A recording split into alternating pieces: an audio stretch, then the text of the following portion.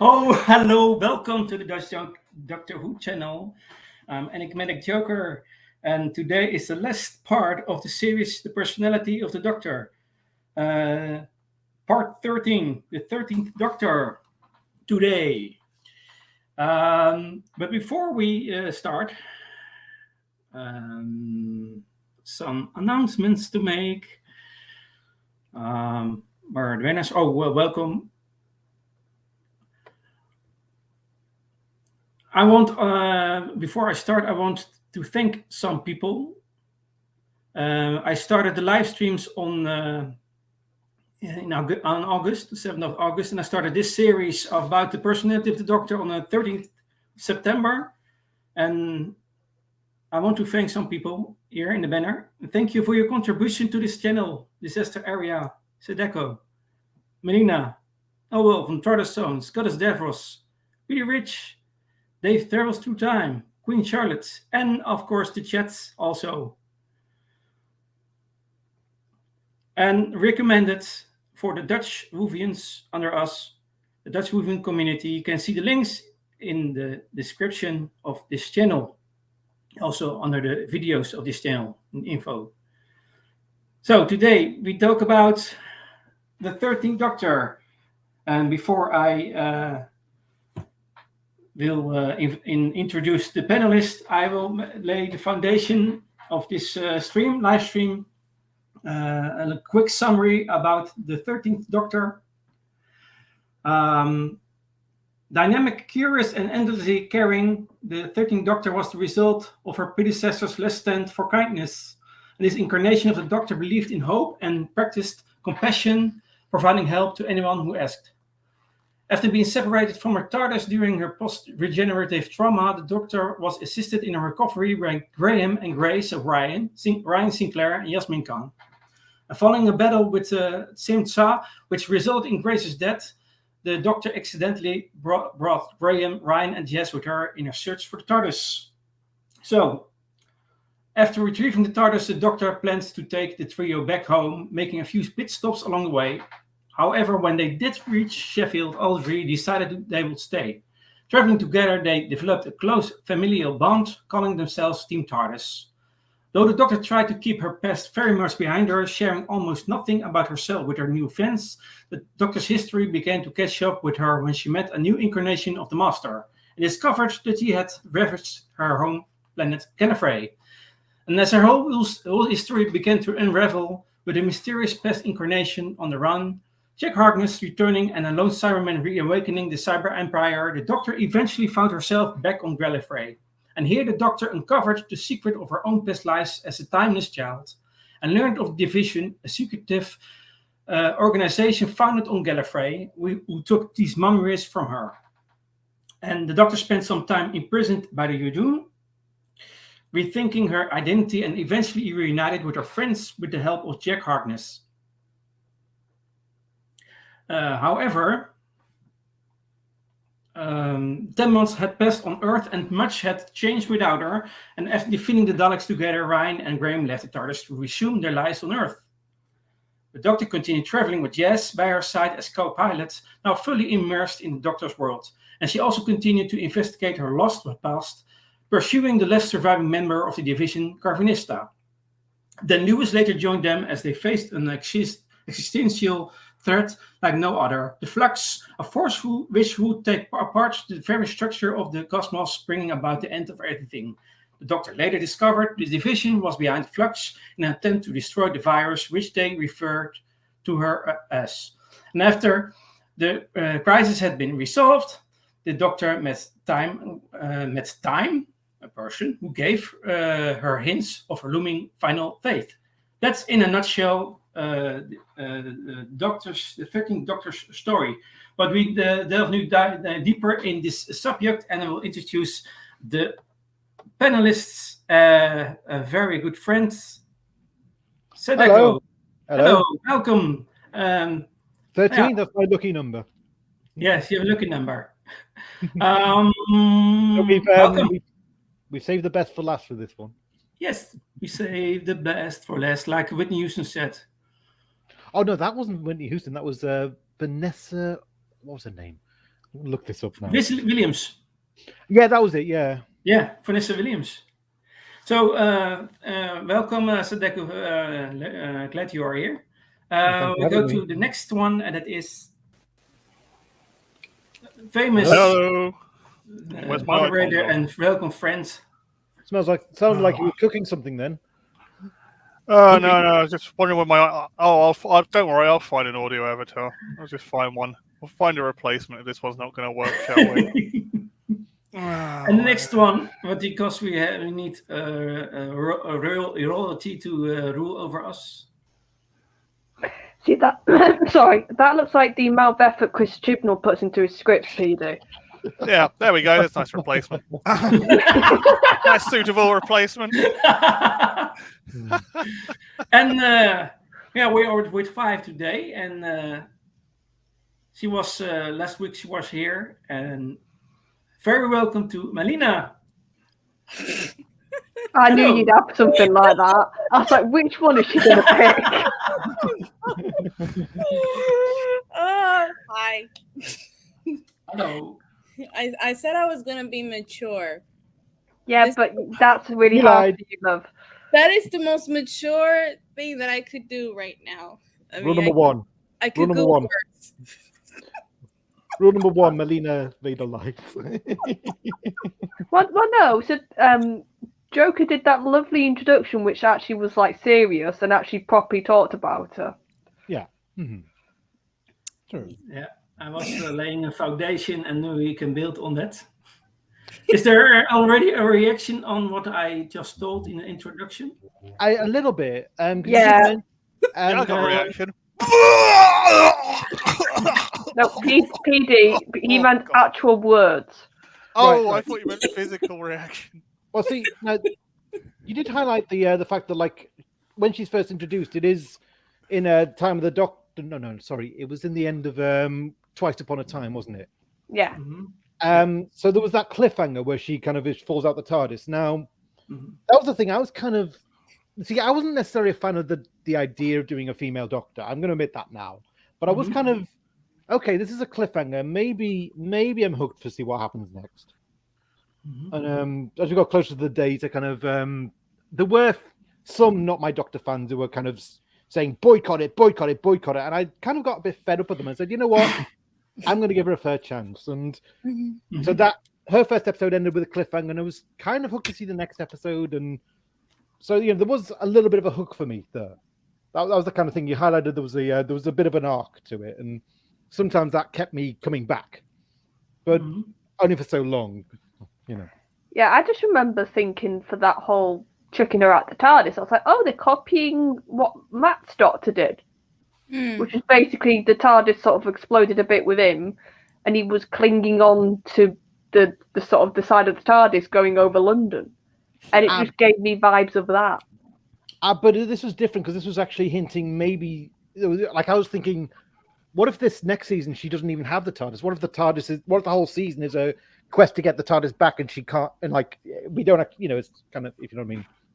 Oh yeah, no, that would have been a good arc. Shame they didn't do it. Yeah. Like the beginning of Tom Baker's era. Yeah, like a stranded Doctor, like a proper stranded, having to find the TARDIS. Yeah. Yeah, I just more like what always makes me sort of laugh, and this is more like I said, I'm going to try my best to keep it purely on writing tonight. It's like they're like, oh, she's this really hopeful and caring incarnation, and then they write her the exact opposite of that. Yeah.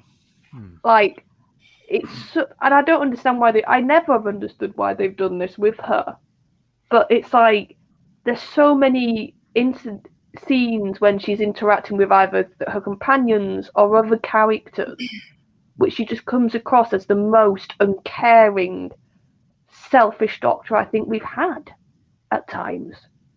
And this is purely on the writing front. Yeah. And I don't understand why. I've never understood why they've gone that route. Because I can see the appeal of wanting to have a really hopeful and caring Doctor after Capaldi, because he was perceived as the slightly more grumpy, slightly more like not as socially sort of. He was a bit of like a grump. He wasn't as much like a butterfly like the other social butterfly. So I can see why you would want a more hopeful Doctor after Capaldi. I think they wanted to kind of say goodbye to the angst of Capaldi as well. Yeah, that's what I thought they were doing. Yeah. Yeah. And the Capaldi's the 12th Doctor last words was be kind.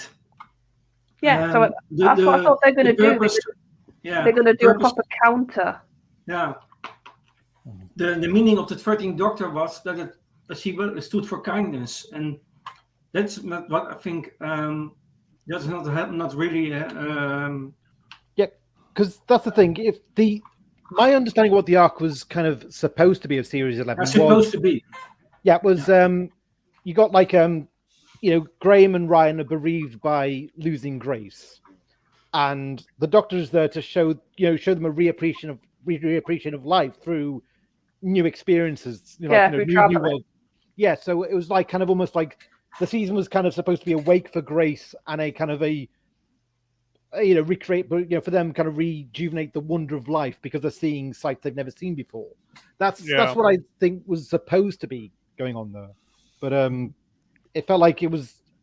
I read someone on Twitter say this, that he feels like in a way, it's almost like there's a beginning and an end, and like you feel like the journey would be great, but with Chibnall you don't get the journey. Oh, you don't? No. Chibnall can't do long form development.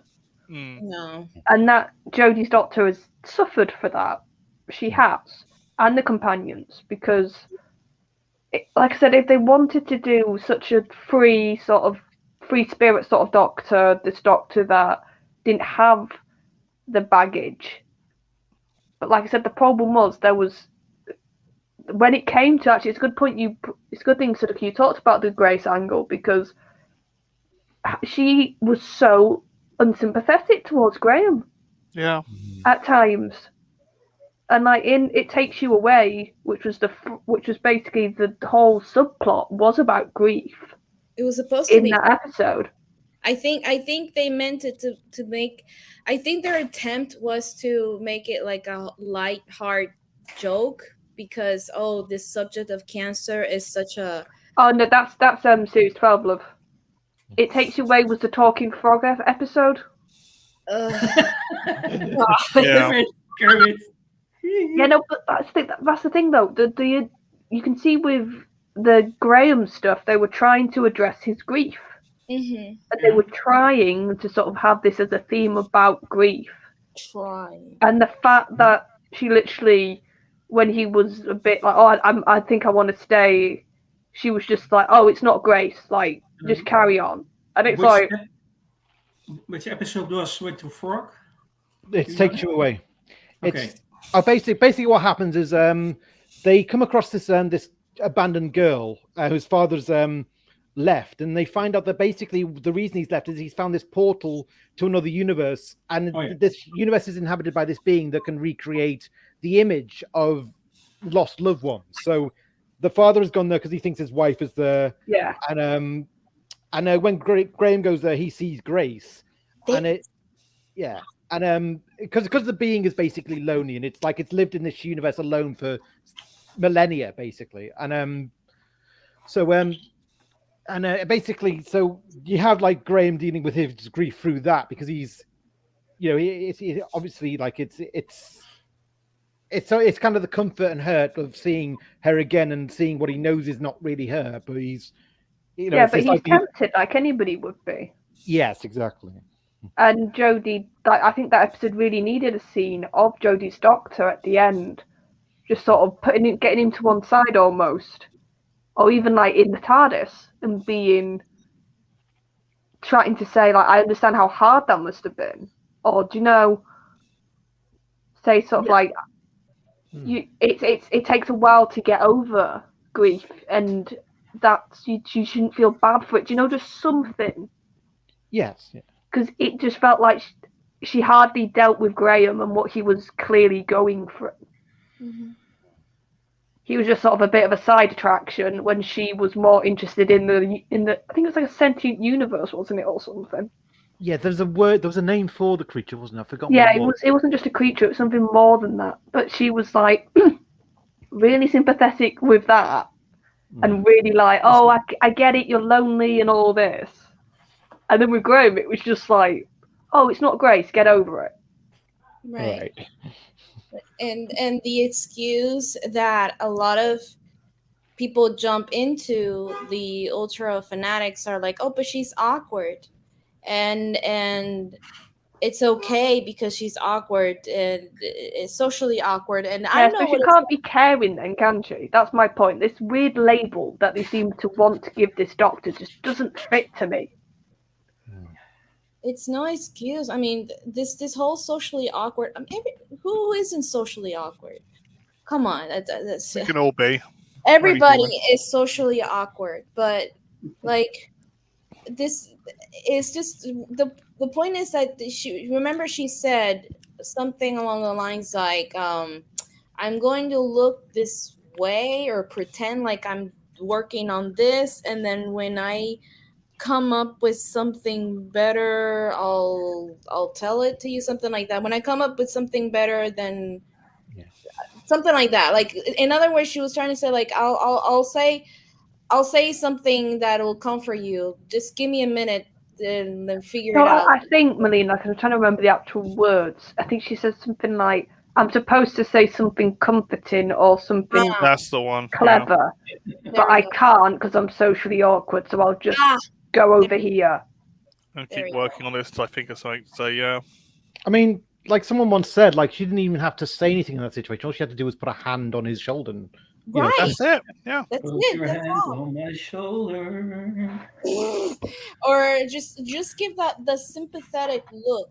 You know, she gave she more gave like a what the fuck look, like cancer, like what the fuck are you talking about? She gave like that look instead of like just a look, the sympathetic. You don't have to say anything, but you know, just the hand on his shoulder, and just that was enough at least. But the excuse that I'm socially awkward, I mean, that was, I don't know if Chimnals was trying to make it funny or like a lighthearted kind of comedy thing because of the serious subject or whatever, but it failed miserably. Oh, yeah. It failed.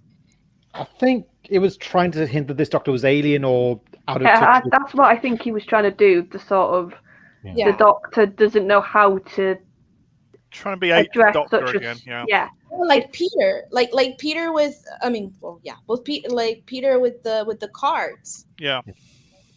With Peter with the cards.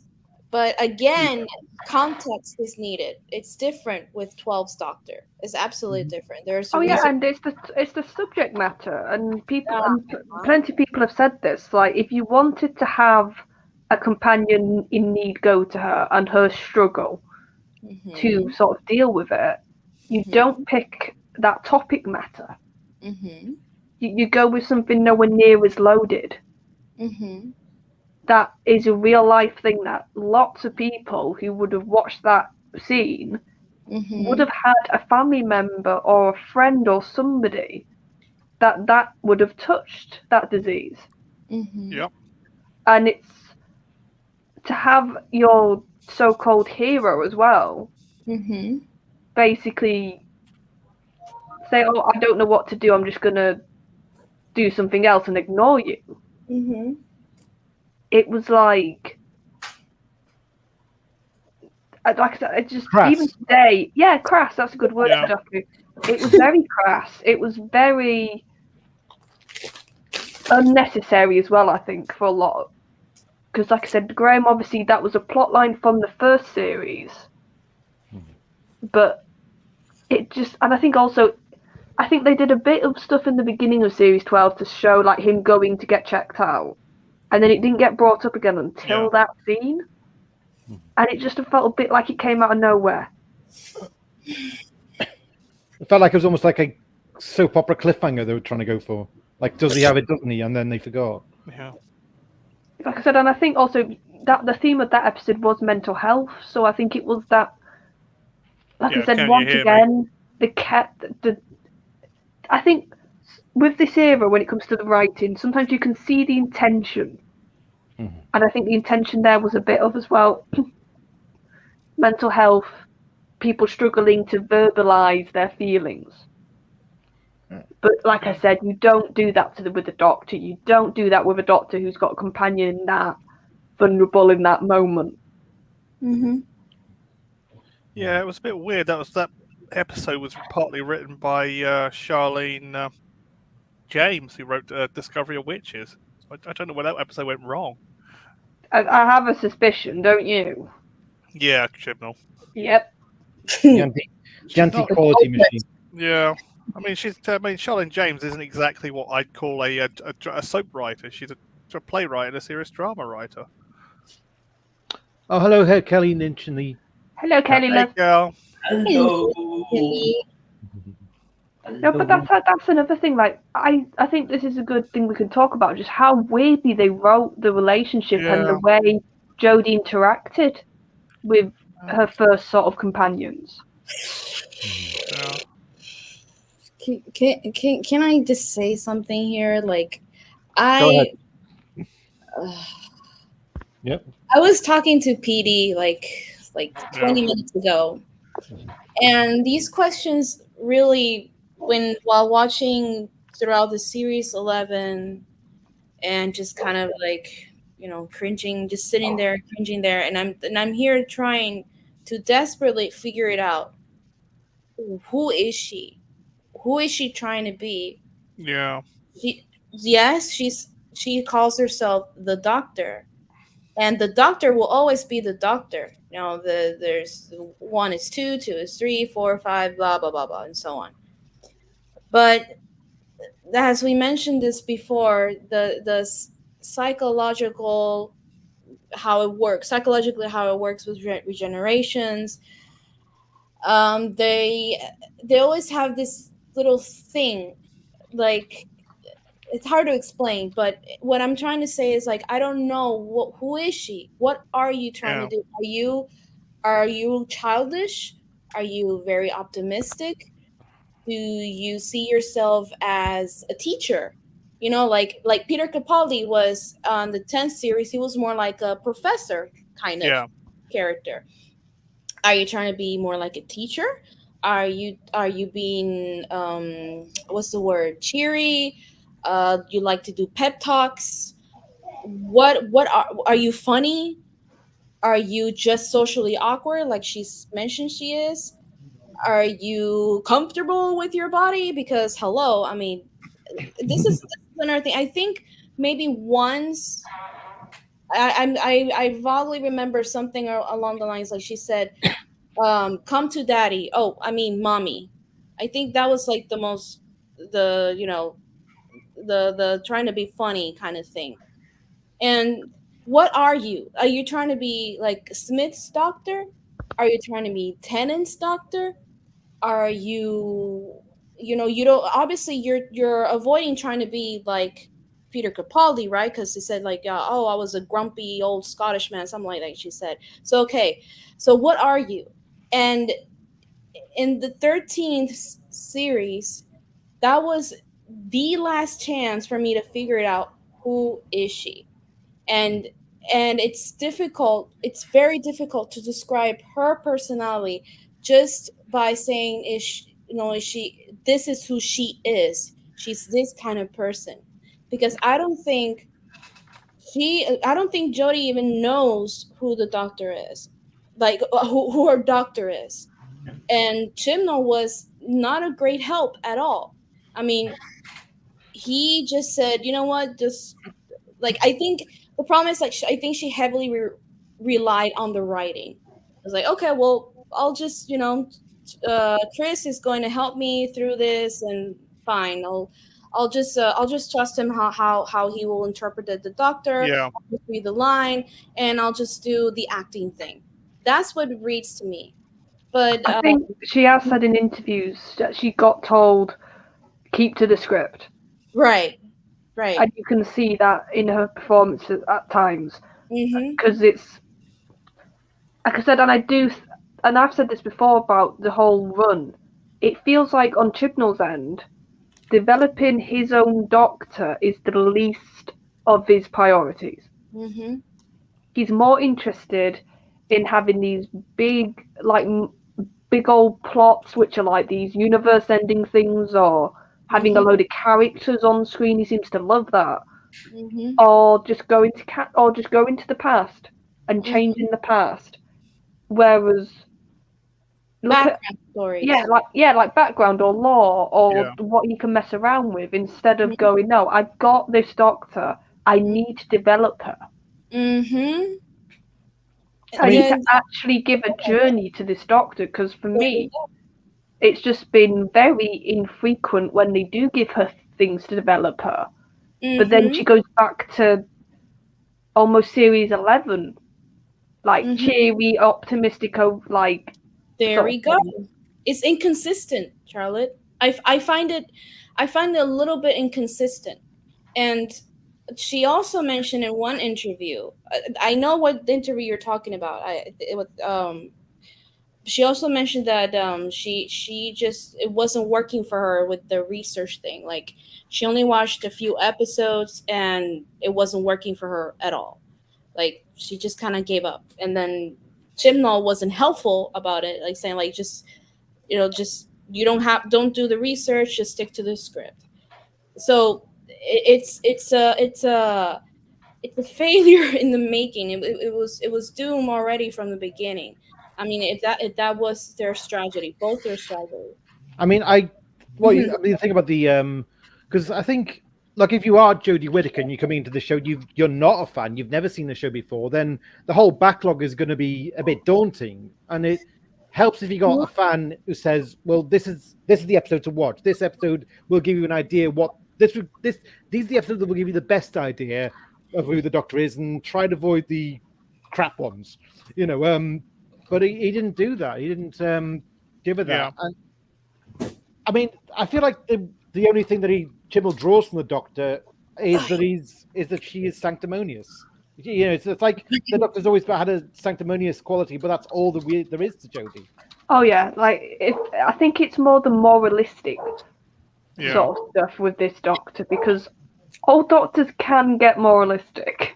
They can have their little "I don't like this" moment, or "you shouldn't do this." Like, that's not unique to her Doctor. Yeah. But I think the problem is, I'm sorry, that comment. I know, I'm trying not to react to it, because I love Troughton. No, but it's like, in one breath she is doing the typical, and it is typical sort of Doctor having the moralistic moment, but then she does something completely against that when it comes to the writing. And I think the big in the flux that we've just had, she has a massive go at the general character in episode 2, because he wiped out the Sontarans that were attacking his men. That wiped out a load of his men, and he basically got the gunpowder and blew them all up. And then she chews him out royally and has a proper little. She even says the line, "Some days I don't know why I even bother." Well, that's a rehash of Warriors of the Deep, isn't it? Yeah, but then, so you have that moment, which is a bit, but the Doctor has done something similar. Like, it's not completely out of character to do that. Yeah. But then in the finale, she commits mass genocide on 3 races. Yeah. And then you just go, well, I'm sorry, no, Doctor. Well, technically the Sontarans killed the Cybermen and the Daleks, but she basically made it happen. Yeah, and then she finished off the Sontarans, yeah. So it's like, well, no, writer like Chibnall, you can't have her give that sanctimony in episode 2. Yeah. And then have her do those actions in the finale.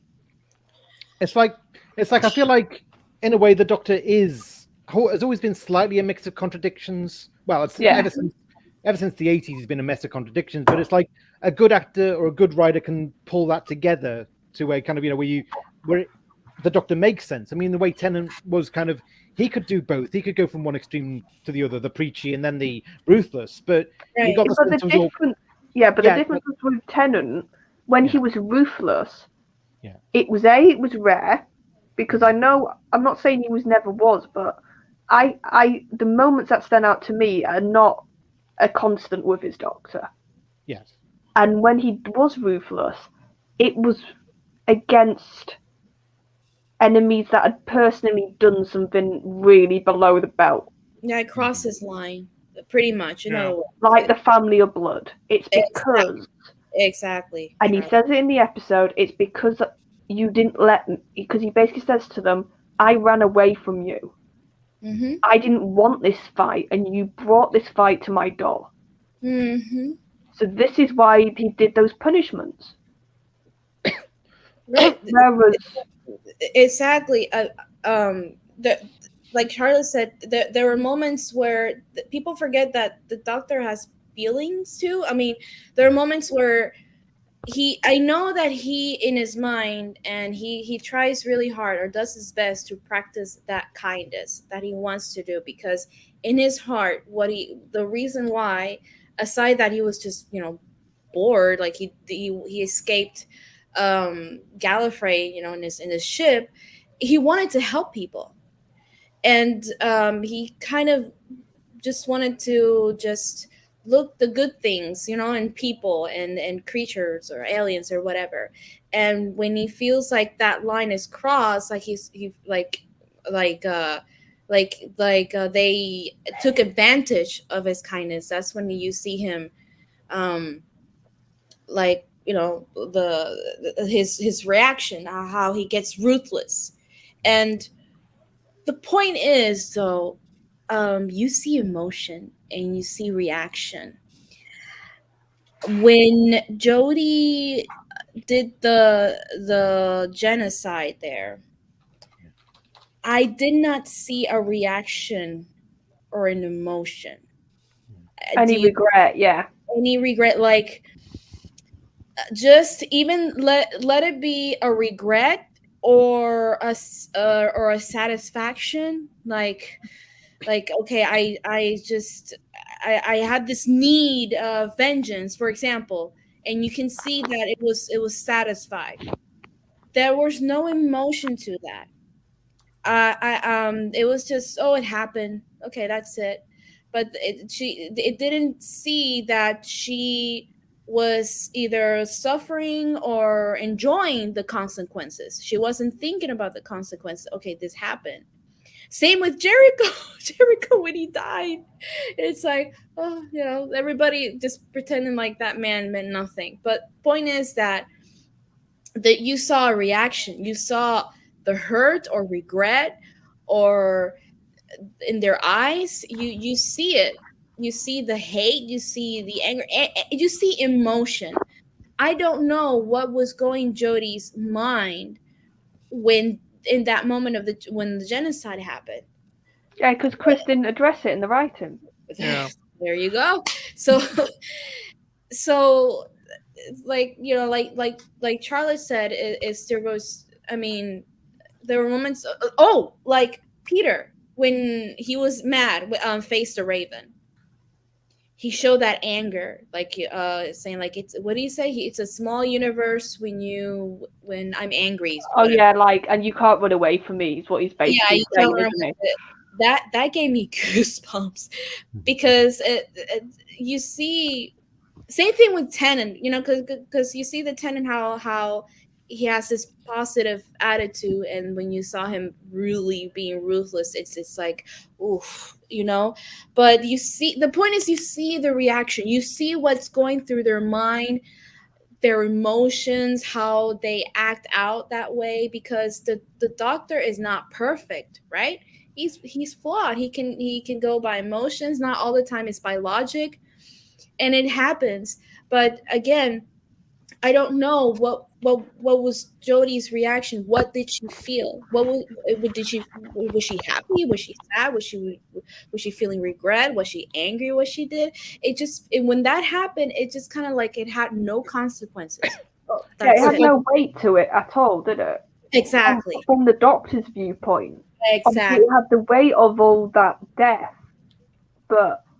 And like I was just thinking, if they didn't want to do it in the dialogue, and they didn't want to write it in, it could have just been a simple stage direction of Mm-hmm. her hesitating for a minute before actually pressing the button up.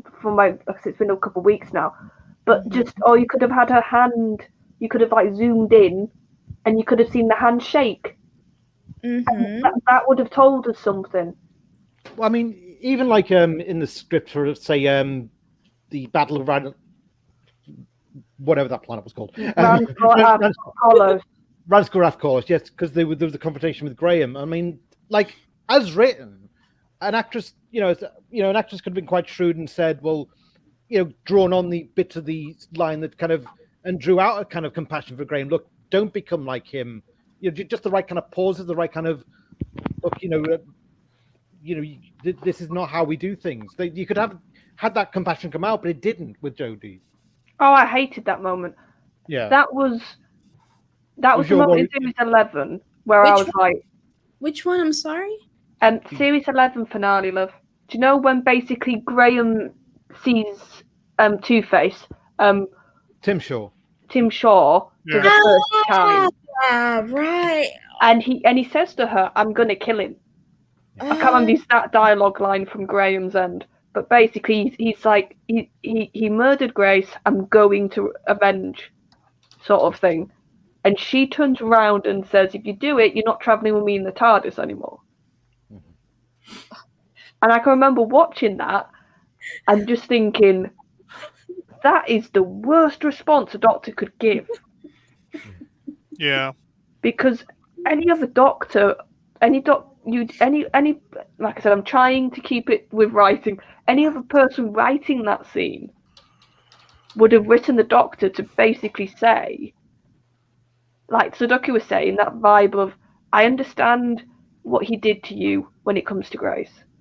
Mm-hmm. But this isn't going to bring her back. Or it could have been something along the lines of, this hurt your feeling, to sort of quote what Capaldi said in that speech famously. Mm-hmm. This hurt your feeling.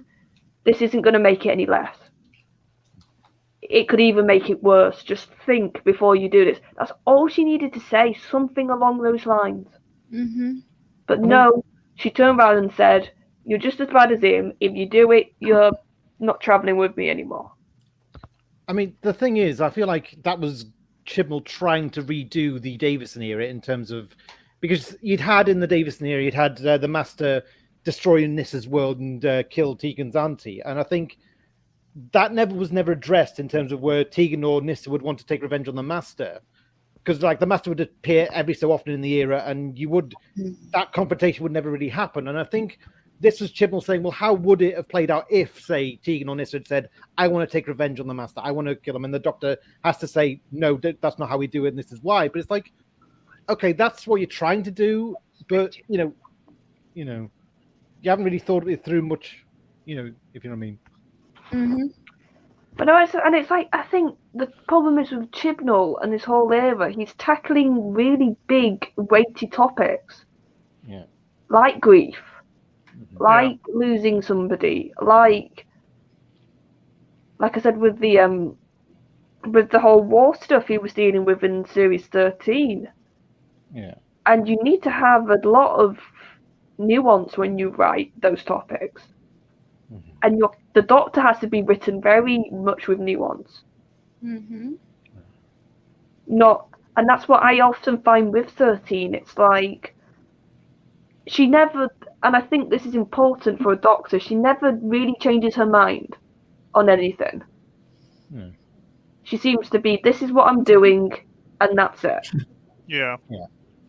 It's like Tony Blair, isn't she, in a way? There's no doubt, there's no maybe after the event changing or having a different outlook. Yeah. Because after what she did in the Flux finale. Ugh. No, if it was anybody else, that Doctor would be really wrecked after that. Maybe even be very anti wanting to have any combat or any fight because of how much they've been pushed in the last battle. Yeah. I had a thought just then. Carry on, Connell. The thought will come to me. It's all right. Well, no, but if that was any other doctor, I've been thinking about this. Like, if they next time they see us on Taran, or like a Cyberman or a Dalek, they should almost have a nervous breakdown because of it should bring back like horrible flashbacks. Well, yeah, because as Melina was saying before about like the Tenant was shaped by the war, by the Time War, and it also was. I get the feeling with Tenant that it basically he was the reason why he was the way he was. He was this kind of quite cocky, adolescent, daring type was because I feel like that was how the regeneration shaped him because it thought, well, yes, exactly. We needed, it's almost like a survival mechanism of, well, this is a doctor who has to be a bit more daring, has to kind of get confrontational. And we see that in Doomsday when Rose and Mickey have been trapped by the Daleks. Like, he's the one who's like got the daring, quality to get in, bust her out, within this window of 5 minutes, kind of thing. And so, like, you get the kind of sense that that's what shaped Tennant, but we never get the sense of what shapes Jodie. Yeah. And what drives her, even. Okay. Okay. No, I was gonna say something mean, but no. Go on. No. I said I was gonna be very mature, and I'm gonna be very. Get out your system now. So, say in the private chat if you don't want to say on stream. No. All right. My, I'm a very mature person, so I'm gonna stick to that. Okay. All right. It's a good thing we know you well, isn't it? Then.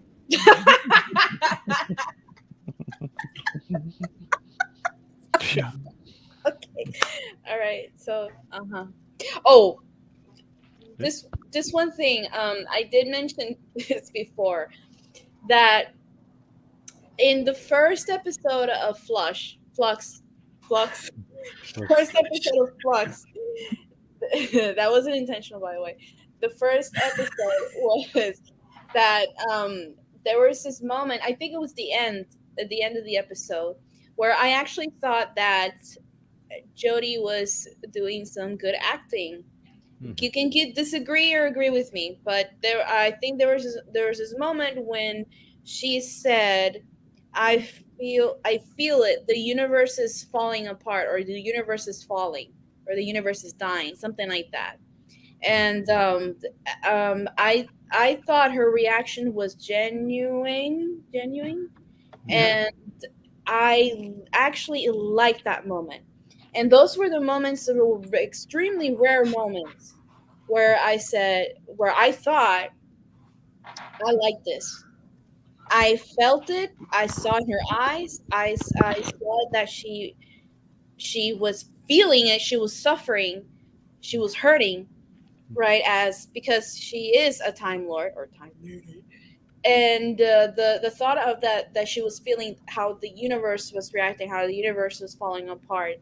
And I actually loved that moment of her, and I was hoping that moment would progress after that, because that part, you see her that she was suffering, you see her that she was hurting, you see how she was reacting, and it's just I mean, okay, now this part is just a matter of opinion, of course, but that's why it was so disappointing, because it fell off. That moment fell off. That emotion just kind of dropped, and then she just, it's all over the place. And again, I lost her. I was like, but what are you now? What are you trying to do? You're trying to be optimistic. What I saw was an actual emotion where I thought, she was suffering, she was hurting, and I wanted for her to keep up with that emotion. Like I wanted to be more raw, the emotion, but it's just it fell all over the place, and all of a sudden she was bickering, or not bickering, she was blabbering a bunch of timey-wimey blah, blah, blah stuff, the screwdriver, the breathless talking, explaining everything, the extreme optimism and all that stuff. Is like, but what are you trying to do? So here comes the inconsistent of it all. and it's disappointing because every time I felt, well, not every time, but there were extremely rare moments where I felt that she was okay. This is what I understand what she's doing. She's doing good here. Keep it up. And Yeah, I can remember thinking that in series 12 when she sees Gallifrey destroyed. oh When she walks out the TARDIS yes, and yes, she just looks at her home utterly ruined. yes, And yes. I will give credit, that was one of the few moments I actually was impressed Yes, I with agree. her. 100%. From like, you saw it in her eyes, you saw that this really, because it's Gallifrey, so it would shake her. But that's the problem with the writing then. They can't carry through any sort of lasting being shook or being hurt. Yeah. It's very... You have 2 or 3 episodes of just the usual default happy Jodie. Mm-hmm. And it's like, well, no, you can... If you want to argue then from... There is an argument of, well, that's how she's dealing with it. She's going back to the sort of default what this Doctor is known for. Mm-hmm. But the problem is, you need to, even in those moments of her being her usual optimistic, happy self, you need little hints, whether that's body language or something in the eyes or actual physically written bits of dialogue, Exactly. which hint that basically, no, she's not all right, but she's just putting it to the back burner. Yeah. And then it will all come out at a certain point, like flare up again, and then you think, oh God, that's that pain we saw from, like you said, from the universe, what she was feeling of for me when she saw Gallifrey destroyed. Mm-hmm. Yeah, I mean, I agree about the Halloween apocalypse. For me, I felt there were a lot of moments where Jodie did feel in her element there, and you had the telepathic communion bits she had with the main villains. They were they put her quite center at the heart of the story, and even the bit where she landed in Anfield in Liverpool, and she just seems in her element, and she's like, "Oh, this is the football field," and like she reveals that she's a bit of a football fan. I mean, that was a little bit of character that I thought kind of, you know what, that fits. Okay, that's who she is. She's a bit of a ladette. She's a bit of she likes, she has a bit of northern pride. She has a bit of an affinity for earthly things. And I thought, well, that's maybe they can work on that as a character. You could build on that, and I did feel that was there was almost like there was a little bit of a small little a bit of a gem of a foundation they could have built on. But then the next week there was the Sontaran story, and that's when I turned off. I was like, God, this is Warriors of the Deep all over again. And yeah. Well, that's actually, I don't understand why they write scenes with this Doctor where it's overly explaining.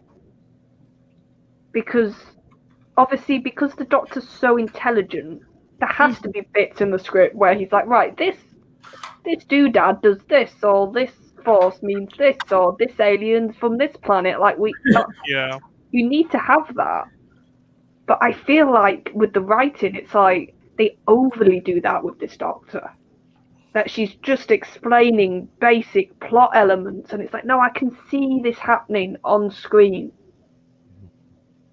Or she tells you her plan in full annoying detail before she's done the plan, and it's like, no, just do the plan. Don't tell me what you're gonna do. Exactly. And breathless. She's like, Yeah.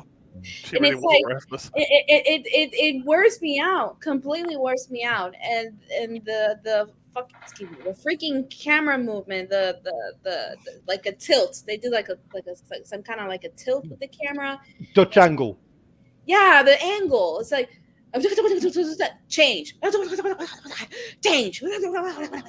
like, and I was like, girl, stop. It's like, I don't know how many Red Bulls she took for doing that scene, but it's just no. Oh, how many sweets? It just feels like a kid when you give them like too many sweets. Numbers, hardly numbers. It's just I don't know. It's just Red Bull with I don't know, too much candy, and it's just. You like it, baby. And I'm so surprised they haven't had her say that line yet. Should eat them all and go high. the screwdriver, the fucking screwdriver. Oh yeah, waves Listen, it around like it's going out of fashion. I love it. I mean, I love the sonic screwdriver. I think it's one of the coolest thing ever. But I don't know. I'm childish that way. I love it. I think it's cool. I love the little noise, and I always thought it was so cool. But I mean, it was such an exaggeration how she used it for every single thing, every single. You know, it was overused. It was too much, and it was even more annoying when she was like waving it around, like that's what she would kept doing, and then she'll analyze everything: the air, the gas, the fart, the pee, the poop, anything. She'll see this guy that little sonic screwdriver, and it was too much. I don't know. I think I don't know if he was trying to use that, or Chibnall, whatever, trying to use that to have her to explain everything of what's going on and how it's just a shortcut, love. It's just he can't be actually write an actual proper. The Doctor cleverly comes up with a way to solve this today. Yeah, like for like when she first unveiled like her new sonic screwdriver, because she had to make her own, and like she first activates it and it pops. I thought, okay, maybe this device is going to be fallible. Maybe there's going to be times when it conks out on her, and she's going to have to. It's not going to be a completely reliable plot device. That was my hope. Well, I'm not going to lie. I like the idea of her making her own Sonic. Because the other Doctors, the TARDIS had already done it, and it showed a bit of because I thought, oh, maybe we're having a proper inventor Doctor, like a proper tinkerer. And I think that's what I remember thinking at the time. I was like, oh no, if they go with this idea that she has like lots of odds and ends, and she makes a lot of things, and she sort of is a bit of a, like I said, the tinkerer. I was like, that would be brilliant for a Doctor. But that was the only time she's shown any like mechanical knowledge. Yeah. Because it can't be easy to build a sonic screwdriver as well. So I was like, maybe this is like going to be a thing that's really integral to this Doctor. Like a rite of passage for her, almost. Well, no, not like I said, not so much that as maybe instead of like when previous Doctors would use the sonic, she's going to actually physically build something to save the day. Yeah. Like a device or a machine. Do you know? Just I thought that would be cool. Yeah, has she built any of the devices? No, she hasn't. No, she hasn't. She's just Let me Sonic. tell her. Did she do like? I think maybe once in the Tesla episode she built something technically. Oh. But that's what I mean.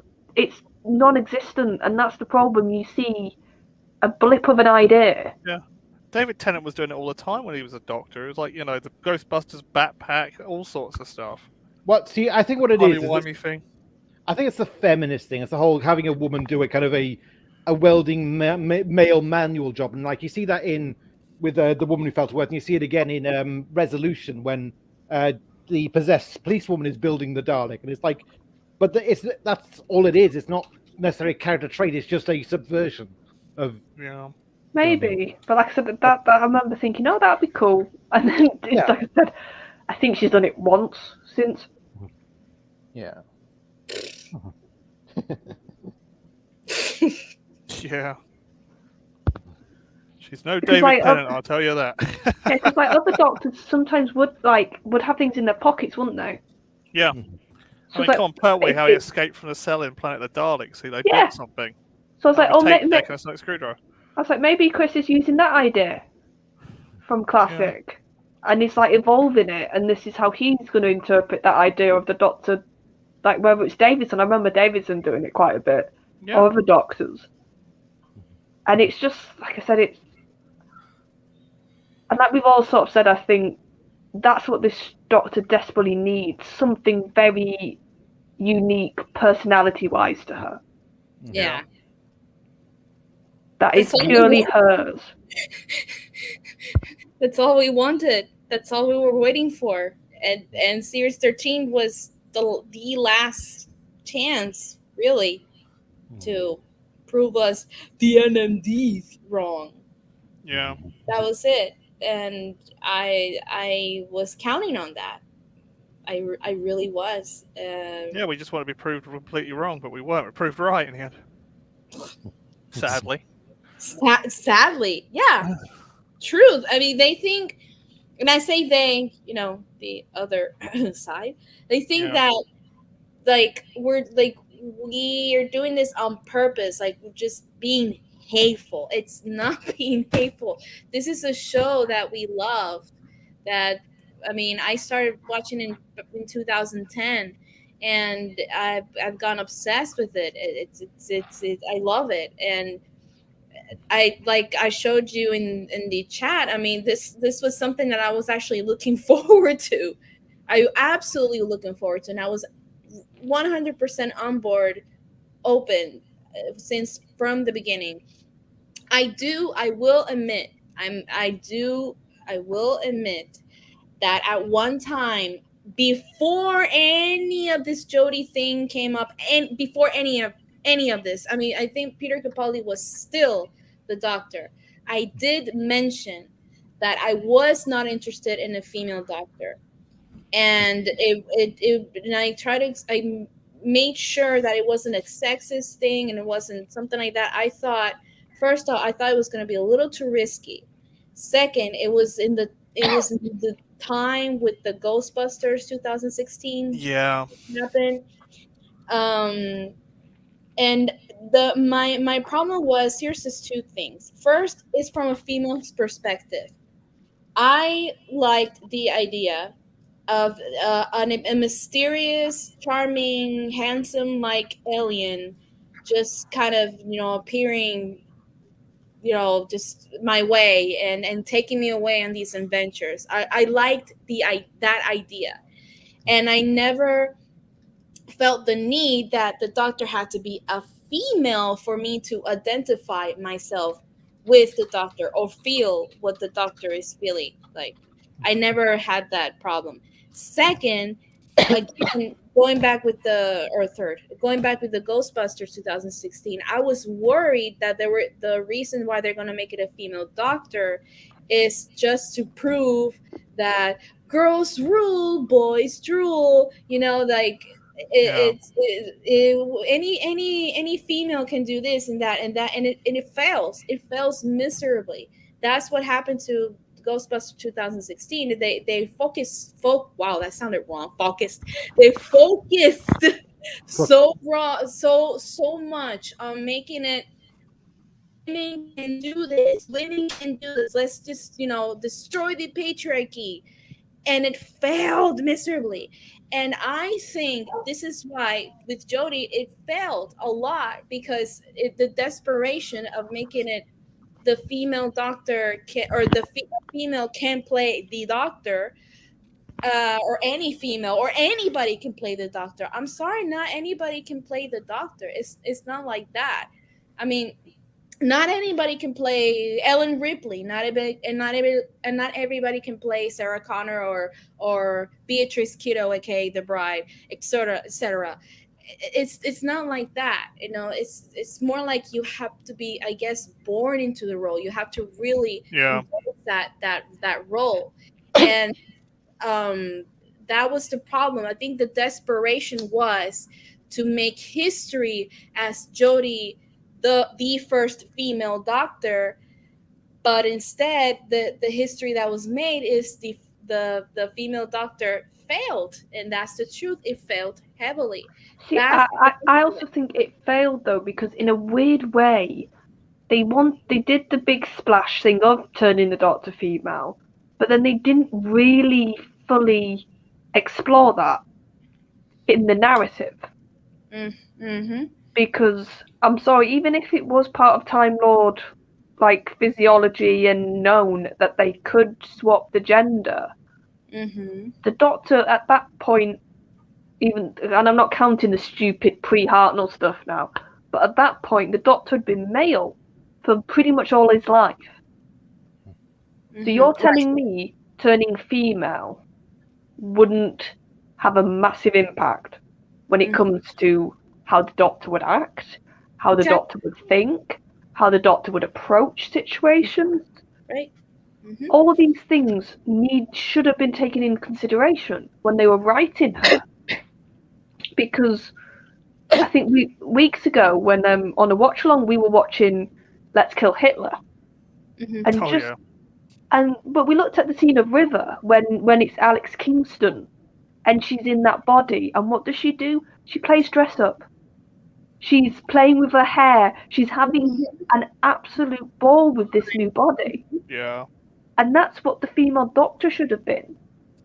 You should have had the Doctor experimenting almost, having fun, having a bit of doubt, having just being awkward, like having this, but oh wait, these are boobs, like saying like, how do you women carry these? All something like that. Yeah. And not just that, like the idea of almost growing pains. Yeah. In this new body.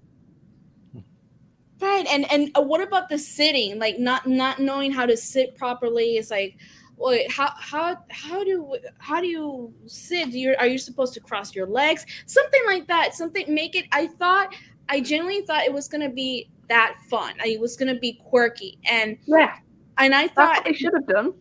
It should have done. And when I saw the interviews of Jodie, and I did a little background when she was casted, I was like, oh wow, I thought she was gonna be perfect, because I mentioned this a million times. I'm a sucker for accents, and I thought, and I still do. I'm not gonna deny that, but I love her accent. And I thought that, with that accent, and she's gonna sound so quirky, but so charming. I thought that she's gonna be absolutely charming. She's gonna be so hilarious, because I can imagine with that accent and that charm. I mean, again, this was back then when I saw her interviews and checking her background, that it's gonna be funny. Like, how do you walk with these? How do women carry this in their chest? And just kind of like, I'm supposed to cross my legs? Or even just like referring to themselves as male for like some of the first episodes, like more than just the one line like they did.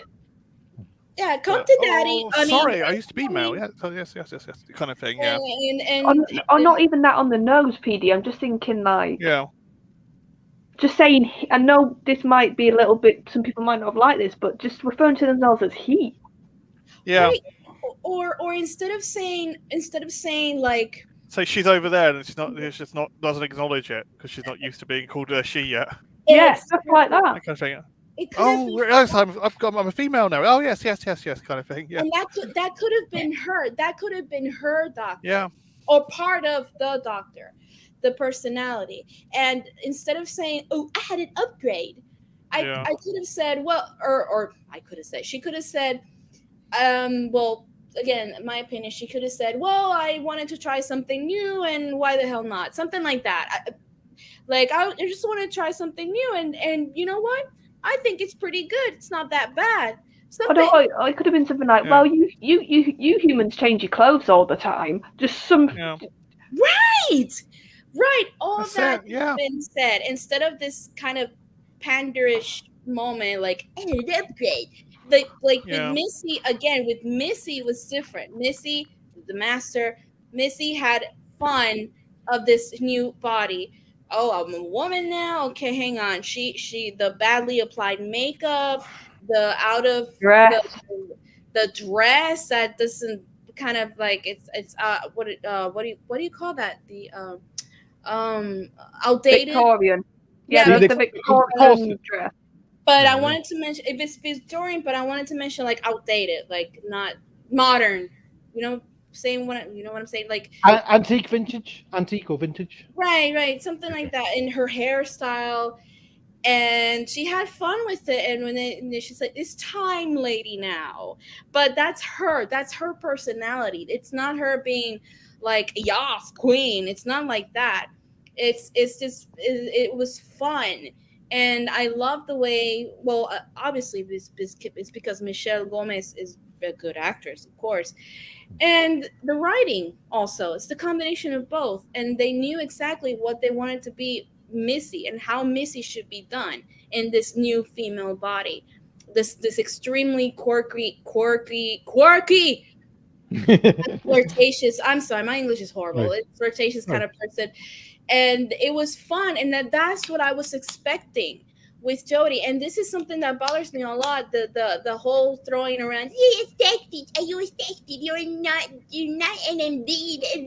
But Missy was universally loved. Missy was absolutely universally loved, and it's not. Sexism is not the problem. Sexism is not the problem of the failure. Sexism is not the problem of why we generally criticize Jodie's doctor.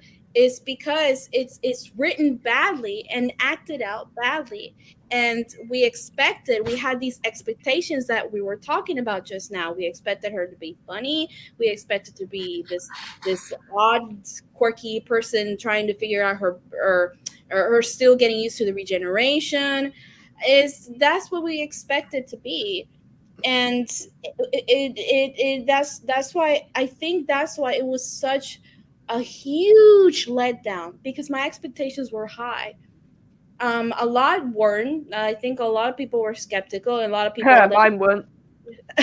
a lot of people were like, "Oh, I'm just gonna give it a chance," and that's okay. That happens. I mean, that happened to me with Matt Smith.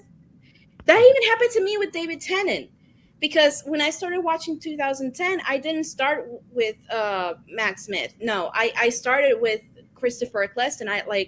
My friend had the DVD box set, and I started watching Eccleston. So when he regenerated to David Tennant, I was like, I had my doubts. I think it's okay, it's normal, right? But you always give it a chance to say, well, it'll grow on me, because it happens in every single doctor and every single regeneration.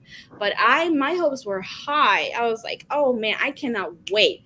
I know this is gonna be fun. It's gonna be great.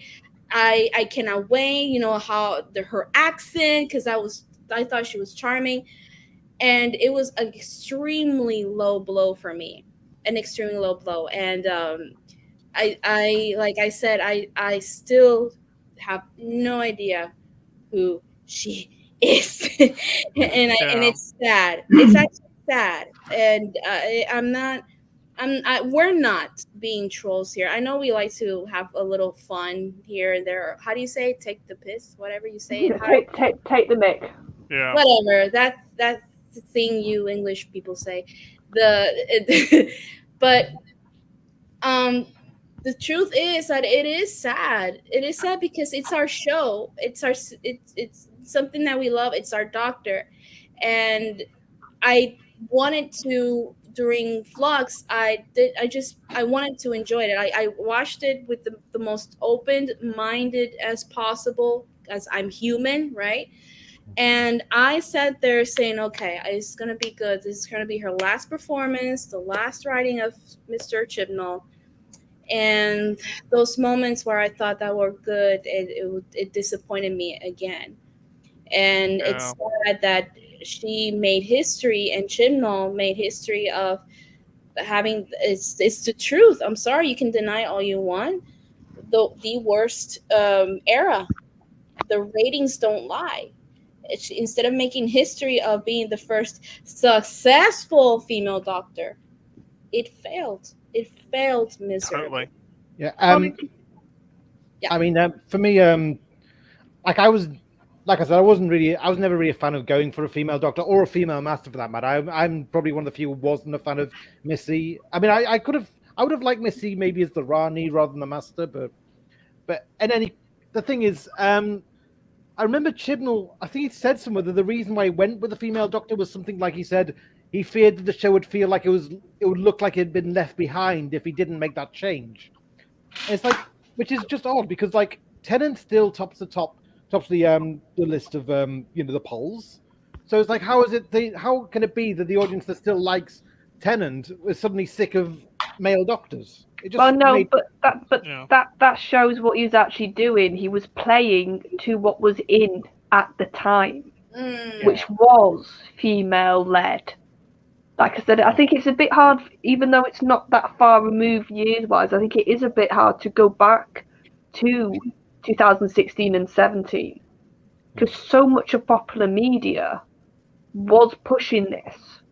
That, all these franchises that previously had male figureheads or male leads, we have to let the girls have a go now. That was the vibe.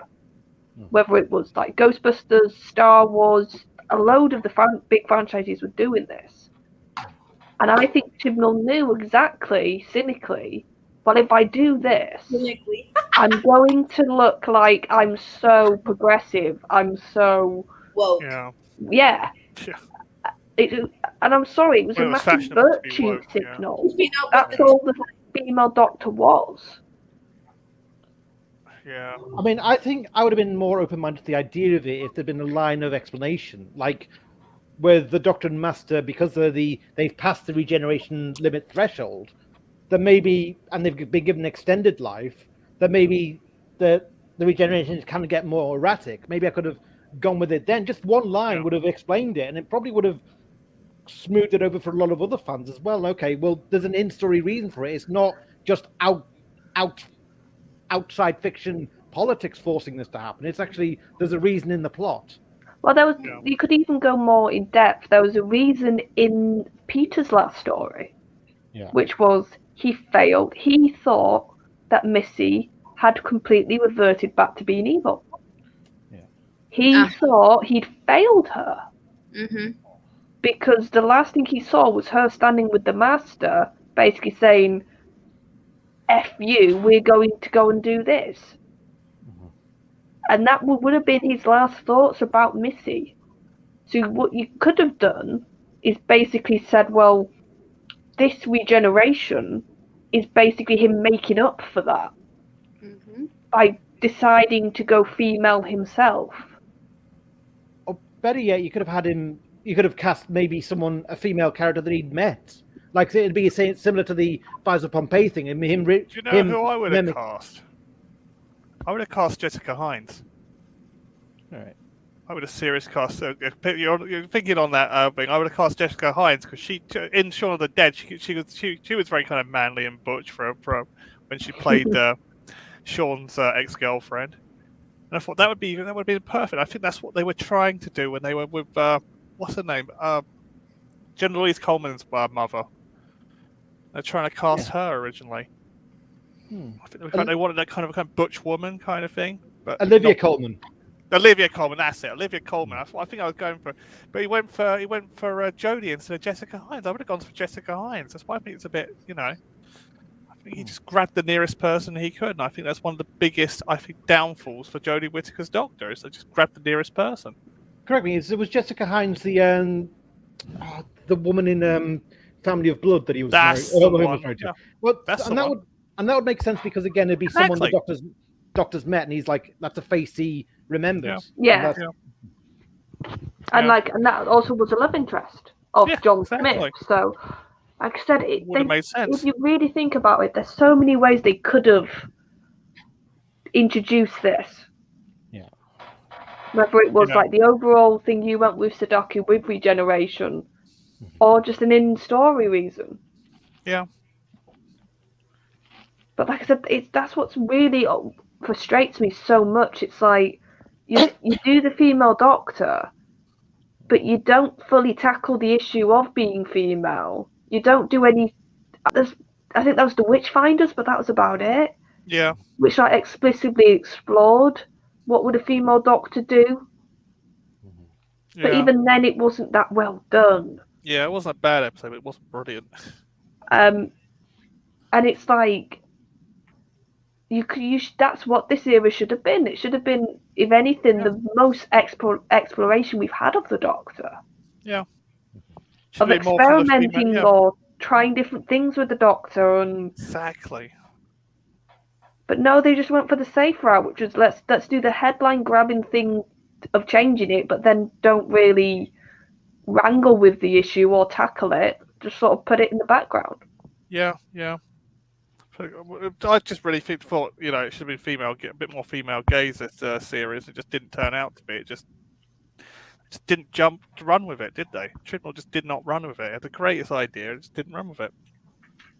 Yeah, and that's why maybe in another universe, maybe if you had a female showrunner writing your first female Doctor, Might have worked better. it might have worked a lot better. Yeah. Because it would have been just that innate thing of a female writing. And even though I'm not one of these people at all who prescribes to only females can write females, I'm just thinking for that first female Doctor, maybe you should have had a female writing her more. Yeah. As Matthew Pounder says, Time Lords normally change gender by a suicide. Well, that's Big Finish canon, isn't it? Yeah, that's Big Finish. Well, because we saw it, we saw in, what was it, in the Heaven Sent, sorry, Hellbent, didn't we? Or was it Heaven Sent? Heaven Sent. Yeah, but that wasn't like Hellbent, sorry. in Big Finish. It's literally because you've done the last resort, you've done the most egregious thing to yourself. Whereas that didn't happen because of that, because it was the Doctor who caused it. So yeah. No, but and that's why I also think, and I'm intrigued what you guys would think about this. For the separate wardrobe Doctor. Sorry, say that again. Sorry, you were a bit muffled then. You were going to say, Charlotte? Yeah, I'm just saying. I'm intrigued what you guys would think. I think they should have done Jodie with a single male companion. Yeah. Yeah. Old or young, just as long as it was a single male companion, because then you would have had, I think, a more interesting dynamic to explore. Like they tried to do with Joe Martin's Doctor very briefly for about 5 minutes. Yeah. Yeah, but I don't count that. Yeah. Some weird. Yeah, they never explained who she was, did they? Random Doctor. No, but like I said, I was thinking, like, let's say you did get like a very young male actor. Yeah. Maybe you could have done the thing of like maybe the male Doctor slightly fancies her, and like she doesn't know how to deal with that, and then that's another aspect of being female. Like, what do you do? Because the Doctor traditionally always had female companions. Yeah. Doctor feeling a bit awkward because it's never had. She's never been female, and they've had male companions, but never had male companions like this before. If you know what I mean. No, that's what I mean. It's could have had a complete role reversal. And maybe in certain historical episodes, because of we know what history is like, it's not kind to females. Yeah. You could have had her in trouble, or her having to sort of say to the companion, right, I'll help you, but you need to sort of go a bit more in the front here because history, I'm a woman, just to put it bluntly, and I'm just like... Yeah. They could have done so much. That's why I was, I gave it a chance. I was with Colin Baker originally when she was announced, and then after series 1, I thought, no, Peter Davidson's right. I just, but I gave it a chance. I just didn't like about series 2. I just didn't like. Sorry, second series, I just didn't like. No, Charlie, you made a good point there about how some of the Doctor's character comes out best when he's a bit at loggerheads with a companion, and I feel like the one that comes to mind for me is probably It Takes You Away, where like they could have had Jodie take the like for instance when they discover Eric has basically abandoned Hannah. Now, thing is, I'm slightly more understanding of why the Doctor got angry in that situation, because what he has done is basically what Eric has done to Hannah is child abuse. It is. There's no two ways about it. But it could have been that it was Yaz as the police officer who got angry and said, and it could have been Jodie who said, well, look, this is a human who's been influenced by an alien entity. You could have had that difference, that showing that the Doctor sees things alien to the humans. Well, that's another overall issue with this era, that the companions, there's little fleeting moments of them disagreeing, but they never really challenge her. The companions feel infantilized. The bit at the end of It Takes, Battle around Score Alf Kolos, I got it right. when Graham he shoots Tim Shaw, but only shoots him in the foot. It's like, oh, I only shot him in the foot. Don't tell the doctor. That's a very infantilized way of treating the companion. Like, this is a grown man acting like he's scared of what mother will think or teacher will think. A little bit, yeah. Yeah. But knowing how this doctor's written, she would have gone, oh no, that was the kind thing to do, Graham. Yeah, it's the kind thing to shoot him and then lock him in a prison for God knows how many years. Like you did with those spiders, love, because that was the kind thing you did in that episode. Oh, yeah. Wow. That was bad. And it's like I said once again, like, I'll have a massive go at the Clay. I won't say his name because it's real world, but let's say a certain stand-in character, Cheeto Mussolini. Oh. Yeah.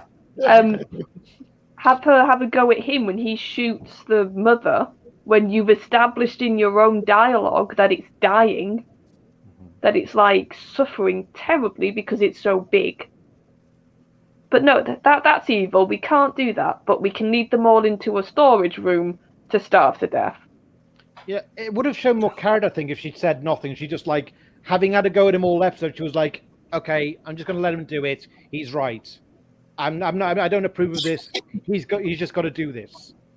That, and like, it wasn't said in any way. It was just almost like pertwee kind of, okay, the Brigadier's got to do what he's got to do. Then that would be kind of a moment of character. It'd be kind of Pertwee-esque. It's like, that would have said more. It would have said more about a character, and yet they went with the obvious, oh, she gets outraged. She's, how dare you do this, and, Yeah, but that would have showed a bit of, like I said, for all episode he was in the wrong, and he actually did something right at the end. Well, I mean, it's the idea of doing something right for the wrong reasons, almost.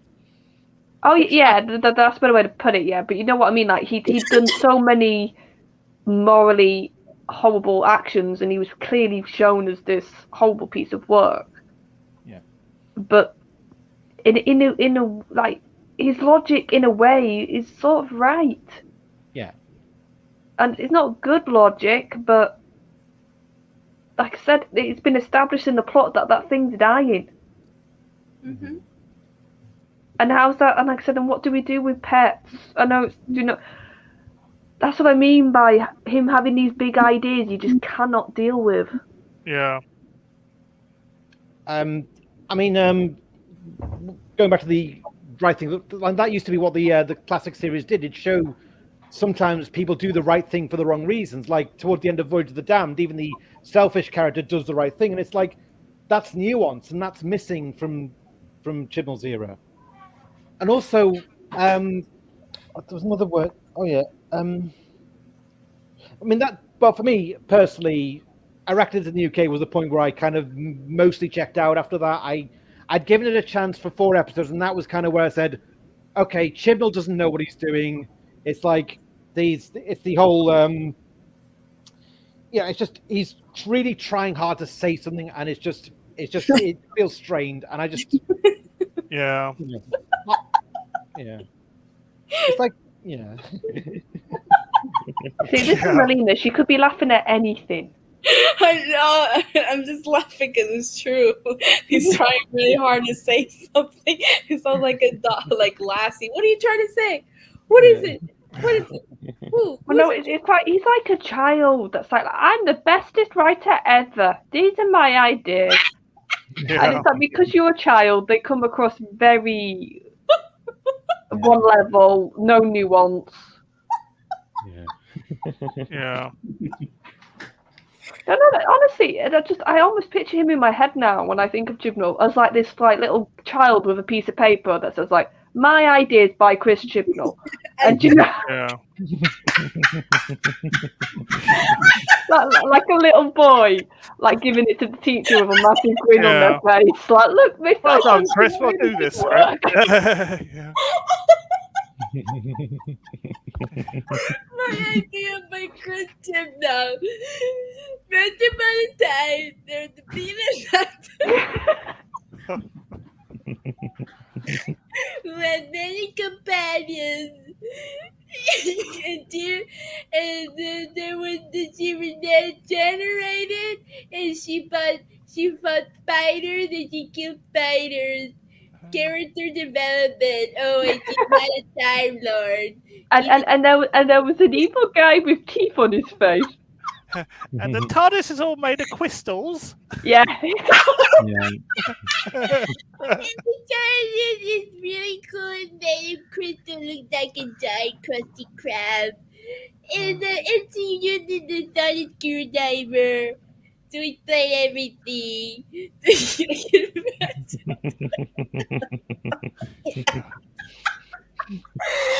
Oh gosh. Oh, actually, serious note now. I was thinking, like, is the TARDIS supposed to be, you know, when the Doctor regenerates? Sorry. When the Doctor regenerates, the TARDIS change, obviously, and it's like the TARDIS kind of changes based on the personality, or Well, I think it's more it reflects it. It doesn't really change for the personality. reflects it, right? So this is something I never understood with Jodie's TARDIS. Not even the sonic screwdriver. Why? And why is okay? $1 million question. Why does it look like that? Why is it designed that way? Why is this the TARDIS? It looks that way. How does it reflect with Jodie? I think they were trying to go for a healing crystals or meditative chamber kind of vibe. Yeah, So basically, she's a hippie. pretty much. Yeah, yeah. And Well, I mean- what do you think about the sonic screwdriver? I mean, I know what it looks Did like. you feel the sonic screwdriver was done by Nick Robato because it was the last prop he was going to build for the show? He did it on purpose. I always Yeah, get that just to feeling. sabotage it. Yeah, just to say, oh, you Sabotage. can have a willy. You have a sonic screwdriver that looks like a willy. There you go. What was the name of the designer again? Nick Robato, Robato replicas. Yeah. Right. Well, I think maybe he just knows dick about sonic screwdriver design. Oh, he's designed. He did David Tennant's. He did David Tennant's. He did did them all. Oh, right. Okay. Oh, right. Done all the See, new Sonics. If I'm being kind, I think having a crystal sort of base with a sonic, if you take away the shape of it, Yeah. that actually is not a bad idea for a sonic, because it is different. Yeah. But it's everything else about it. It's like, Yeah. why? Yeah. He did David Tennant's from Series 3 onwards. He's designed all the sonic screwdrivers from then. So he's designed sonic screwdrivers. He knows what he's doing. But I think he did it on purpose. So he's designed mats, and that's a brilliant sonic. He did Capaldi's. He did Tennant's third sonic screwdriver, where he actually made it properly work on the slider work, which it never did. Yeah, because I don't know, like the whole inside of the TARDIS. It's like, are they trying to do a natural theme? Are they trying to like really go? Maybe they're trying to really do an alien theme, because we've had a lot of like technical TARDISes to look at, like they look like machines. They go for I think they go for ambient the same way a lot of the soundtrack is ambient. You know what I mean? Oh God! Don't get me started on the music. No, don't. The music, it doesn't reflect. Look, before anybody comes at me or whatever, I'm not criticizing the composer, and I apologize. I can't remember his name, but the composer. Akinola. He's a great composer. Listen. He is an extremely talented, great composer. There's no doubt about it. My only critique is not him. It's not him. It's not his music. It's just feels like it does not belong in this Doctor Who. But it doesn't match her. That's like once again, it doesn't match her. Doesn't match Doctor Who either. Yeah. And not her, and not this era. None of it. It feels like it belongs to another kind of show, like CSI or too grungy. Law and Order or something like that. Well, it's like if you think about the themes, because obviously if we try and keep it on the Doctor, think about the Doctor themes. Like with Tennant, it was an adventure. You felt that with his theme. It was a proper grab my hand. We're gonna run. We're gonna have fun. We're gonna have an adventure. Rebirth as well. It was also Rebirth for him with him as well, wasn't it? Yeah. Then you go to Matt. It's scatty. It's him. It's the energy of Matt all over. It's a bit all over the place, but that was Matt's Doctor in the best way. And heroic, also. It's heroic. The sort of you had a bit in Tennant, but it's mad. The man in the box. The I love it. I absolutely love it. Like I said, so you did have this theme of, like I said, scattiness, the madman, the sort of arms flailing about, the energy thing, and that's in his theme. Then you go to Capaldi. It's a bit more like complaint. You can tell this is a Doctor that's thinking a lot about himself. Am I a good man? Am I a good man? It's that sort of. But then you get to Jodie's theme, and it's just. She has a what theme. What does this tell me about her Doctor? I know. Does she have a theme? Actually, no joke. Did I blink and miss it or something? No, she does have a theme. Basically, do you know, like in a lot of the promo stuff? Yeah. Where it's like it's a breaking the glass ceiling. No, that was because sometimes they use pop songs. Oh yeah, Glorious. There was that Macklemore song, Glorious. They're using. No, that's not her theme. I'm trying to describe it. I have listened to it. Oh. Do you know the thing that sounds a bit spacey? Yeah, I think so. And it's a bit like a woman's. You can hear like a woman's voice, and it's a bit spacey. Yeah. That's her theme. Oh my god, I didn't recognize it. No,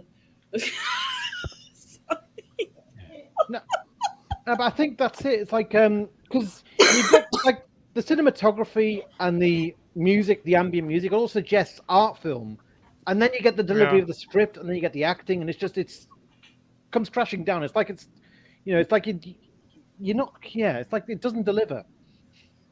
Yeah. Well, it doesn't tell you anything. I think that's the theme. It's just. So it's like any other Doctor, you can listen to their theme outside the episode, and you can like imagine them doing things to that theme. You can imagine sort of an image of them running or doing a speech or doing so many different things. Whereas with hers, it's just this sort of really airy, sort of pretty-ish, but it doesn't really tell you anything. Yeah. Well, it does say something. That sucks. Basinga.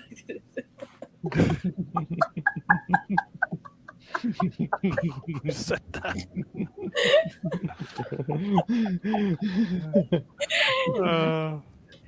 You know what? Joker hasn't said anything. Over his stream. I think Joker did research and didn't find out anything, but sod it. I don't blame him. I've been researching this for years. I just still scratch my head going, why? Why? It's Doctor Who, what, where, when, and why now. It's like you just don't understand the character anymore. It's like it's just Doctor what the fuck. Sorry. Yeah, pretty much. That's why it's Doctor Who. Yeah. Okay, now here's the question then, Joker. What is Jodie's Doctor like? How could you describe her, like personally as a viewer, not the lovely blurb you got at the beginning? I've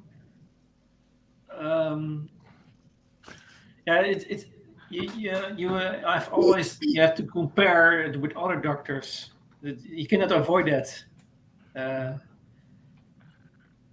That's the case, and my opinion is the Doctor is a male figure, so it's hard for a woman to play the Doctor, I think. Yeah.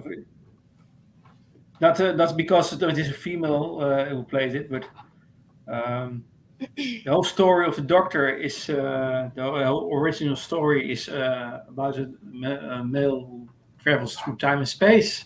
Yeah. And If you cast a female doctor, you must look for things like what you had in the past. You must look in a retrospective way. There are some characteristics who make the doctor the doctor. Mm-hmm. We have discussed the last weeks all the doctors, and if you can see some similarities, you can see some things that are equal, or what do you call that? Some things you can see it in every doctor. You see some character traits, some character things, characteristics. So every doctor who plays, every actor who plays an incarnation of the doctor must have that character traits. I mean, And yeah, so I mean, I'll happily admit this. Like, I think her worst character moments aren't really all that much worse than what we got in the 80s with Davison and Colin. Like I don't think her characterization is any worse than what we saw in Warriors of the Deep or Twin Dilemma or trying to think of other story. Those two mainly. Yeah. So I think the Doctor has had ideas like this before, but it's like there aren't many. Like it feels like this Doctor hasn't elevated above those ideas. It's just that's as low as that's the bar. Yeah, bar's too low. Yeah. And I think that is kind of it. I feel Chibnall grew up on that era, and that's what he's emulating. It's like that's his only understanding of the Doctor is when it was a very, very basic, unnuanced, sanctimonious show, and like it got ridiculed a lot because it looked so cheap. And he thought, well, the thing that makes Doctor Who special is that it's sanctimonious, and that the Doctor's sanctimonious, and that's all he seems to cling to. That's I think he's thinking. To me, that's what I think's going on with him.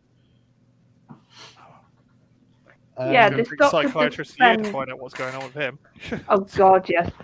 No, but it's like this Doctor does seem to spend so much time lecturing, and that's what it comes across as, and it's written as. Yeah. It's not like I feel like other Doctors. Yes, that obviously there's like the Doctor never liked greed. They've never liked violence in a person. They've never liked selfishness in people, and those traits have irritated past incarnations. Yeah. But I feel like if that person they're dealing with does change or rises above their own bad tendencies, they will treat them. They will acknowledge that and they will treat them better. Whereas it feels like with Jodie's Doctor, the way she's written, she never gives people that chance to get better or to rise above what she already thinks of them. And if they do an action which does deserve a bit of credit or a tiny bit of praise, it's like she can't do it. Yeah. Because she's already got preconceived notion almost, or she's sort of judged them and they can't change. You thinking particularly of Eric in this case, in terms of it takes you away because he's done the terrible thing. He has done a terrible thing, but he's done it under particular influence at a time when he was vulnerable. And there's so many. It's like it's Eric, it's Ryan's dad. She also has a pop at him. Yeah. When she doesn't, like, obviously she just knows the basicness of he wasn't there when Ryan grew up, but there could be multiple reasons for that. Well, she specifically said that he should have been at the funeral, didn't she? And then that was, I think they were trying to go for the idea that this was Jodie instinctively knowing how Ryan felt and what, that she was kind of being, unfiltered, kind of saying what, how she felt about Ryan. But if they were trying to do that, then Graham, who logically should have more of an issue with Ryan's dad, who actually knows more about what Ryan went through, he was more understanding than Jodie when it came to Ryan's dad. Because he actually, I remember when it was a funny scene when he first appeared at the door and he just slammed it in his face. But then later on, I'm sure they had a scene when they were both sat down talking. And you could see Graham was actually starting to go, well, you might not be as much of a bad guy as I thought you were. And he was, by the end of the story, you could see he was trying to connect with Ryan. He was trying to make up for it. But that was never acknowledged by Jodie's doctor. Yeah. So that's what I mean. There's so many instances where it's like these people, she can't go beyond her own initial judgment of them. And I feel like the Doctor's usually an incredibly understanding character.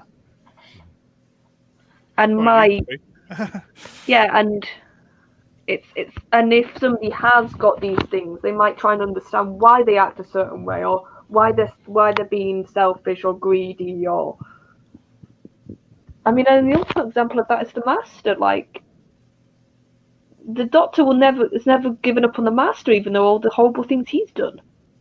Yeah. But Jodie sees Ryan's dad, or sees Eric, or sees the American guy in Arachnids. Oh, Chris North. Yeah. Plenty of other people, and she's just instantly dismissive of them. Yeah. Oh, it looks like Matthew Pounder seems to disagree with me, by the way. That's all right. We're here to agree or disagree. It's fine. Yeah.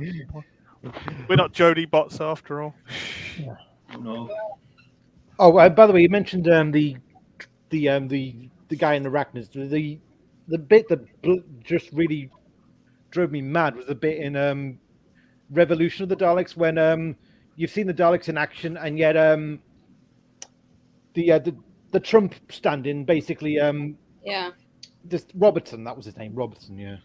He basically decides, I think I'm going to cut a deal with these Daleks, and like Jodie's like, you are not, don't be so stupid. It's like, I don't take orders from you. So it's like, oh really, you're going to make out that this guy is so chauvinistic that he's going to trust the Daleks over the authority of a woman. It just dumb, moronic, utterly moronic. Yeah. Yeah, but that's how Tribunal writes his so-called villains. Yeah. Exactly. Mustache twirling. Yeah. Yeah. Yeah. How can I oppress women today? I will put the Oppressatron 500 up to full power. Although Tribunal writes his villains. Tribunal writes his so-called villains with the same depth as like a Scooby-Doo episode from the 60s or 70s. Hanna-Barbera. Yeah. Like kind of cartoons. Old Man Master. Dudley Do-Right, the kind of thing, the evil, twirling. You see, I'm just thinking more Scooby-Doo. Like, imagine that, because think about like to all the people they unmasked. It was like, oh, it's old man da-da-da, and it was just like he just hates people being on his property, so he's dressing up as a monster and he's scaring them off, and it was just so like, but as a cartoon, you can get away with that. Yeah. Ryan doth not love them harlots. But I do have a top 5 Jodie episodes. Oh yeah, that'd be fun. What are yours? Yeah, I have my number 5 is The Woman Who Fell to Earth. Mm-hmm. The first one is that. Then, that's the first episode. Yeah, Assassin of the Cybermen, number 4. Mm-hmm. Number 3. Yeah, I think you do all not agree, but for me it's Rosa. The second one is The Haunting of the Odette. And number 1 is Fugitive to Dune. Can I just say of Rosa, I think the two issues I have with that mainly are that I spent most of it wondering why Rosa didn't tell Jodie to sod off and stop trying to be her best friend. Yeah. Who the hell is this weird woman? Go away, you weird English woman. Yeah. And the other is obviously Krasko. I think Krasko is the biggest annoyance of that story. It's just I could write a whole essay on what's wrong with that character. Yeah.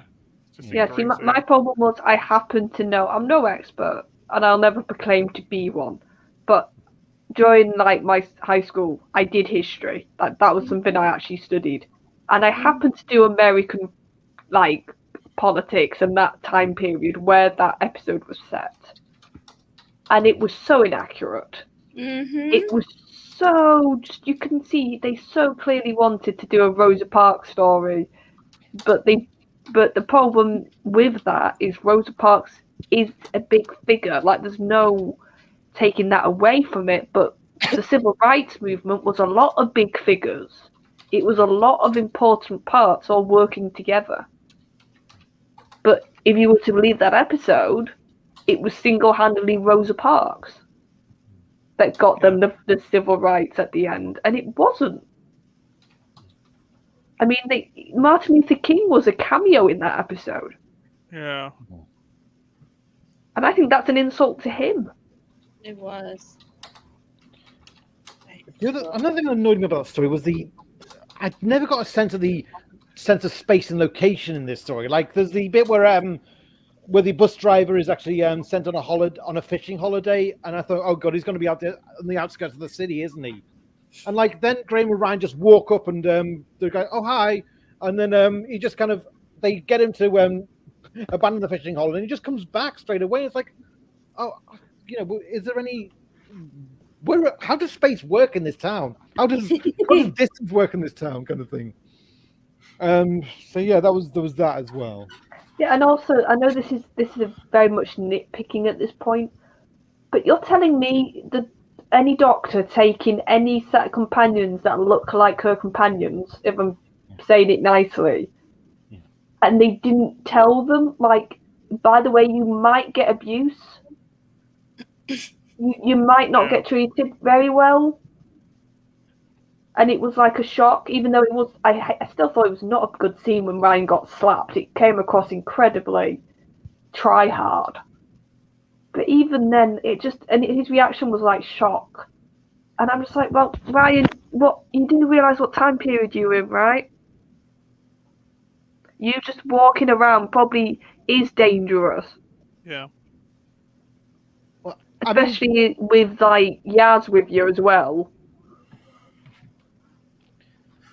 Well, I mean, there was that did come up in. I remember I did have a discussion with this about Family of Blood because he seemed to feel the same way about Tennant bringing Martha to that time period. And I was kind of saying to him, well, look, the Doctor can't protect his companions all the time. He can't wrap them in cotton wool, and he can't be responsible for the actions of humans in every era. Like there are going to be, but you are right. There was a kind of seemed to be very, very poor preparation for these circumstances. Yeah. Well, yeah, at least in Family of Blood, Martha was in a position which sadly probably was a bit more common if there was people like her. So at least, I don't know, and in a weird way, maybe that was the Doctor trying to protect her by putting her in a sort of a maid position where she wouldn't be front and center as much. Yeah. So she might be a bit safer that way. A bit more hidden, but yeah, because maids were seen as like they weren't treated. They were seen but not heard. Yeah. Yeah, they were seen and not heard. So maybe that was subconsciously him protecting her. Yeah.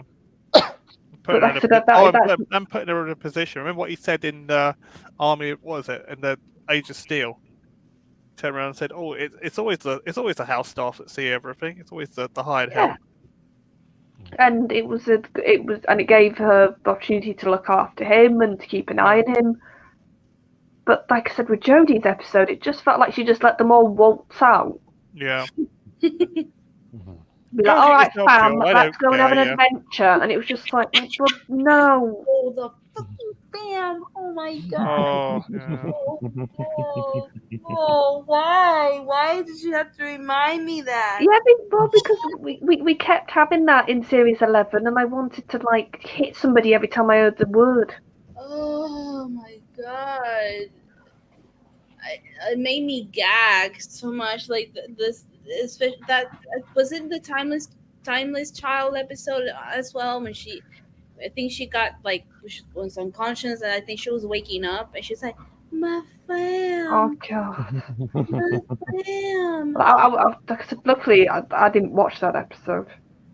So Yeah. Ay, Dios mío. Oh, Kill God. both, Seamus. Sacrifice someone else. And also, speaking of that Kaka episode, the in flux they're he's supposed to make Jodie, give a purpose throughout that series, is because she wanted to find the last pieces of her supposed erased memory of her past, and that was her motivation of it all. And again, I just don't see it that way. The no, Melina, it wasn't that he didn't see it. He literally just spent the whole series her asking questions.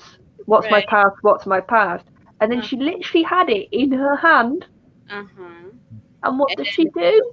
She Look at a draw. it.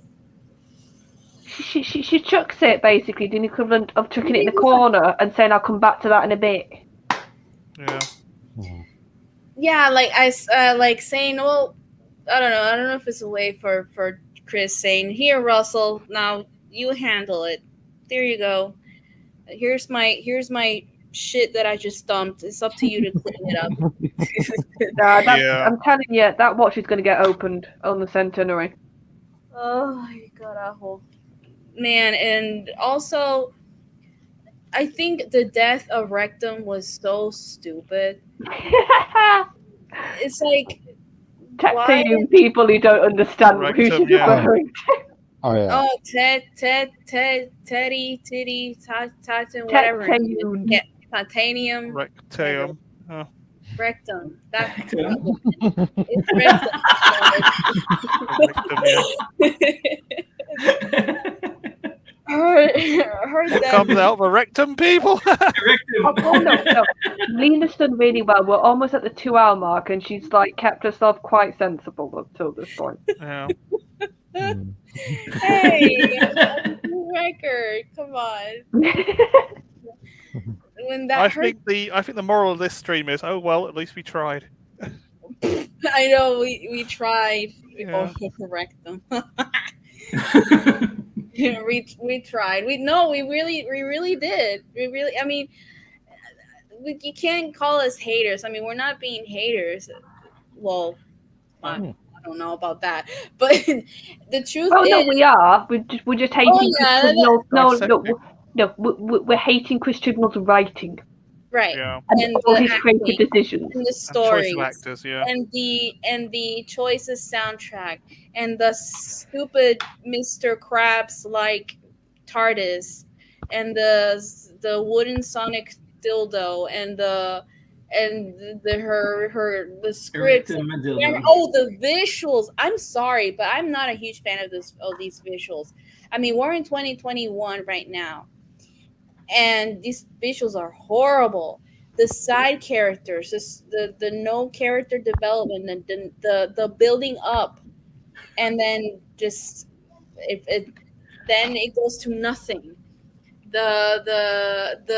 The failed romance. It's so horrible. Oh, don't get us started on the thousand And rubbish. me and Charlotte, right, Charlotte? I am a sucker for romance. I love it. I enjoy it. I bathe in it. I breathe it. I live it. I dream it. I read fan fictions. I am that kind of person. But and I've said this before. I love Madame Vastra and Jenny together. I think those two are amazing, the power couple. I love Cena and Gabriel from Cena Warrior Princess. Those are the I don't want to consider like label them lesbians, but it's just the point is there's a love between this. It's a love that goes beyond that kind of friendship, beyond that chemistry. There's a connection. There's a bond. They love each other. And what the fuck was that with Jodie and Jazz?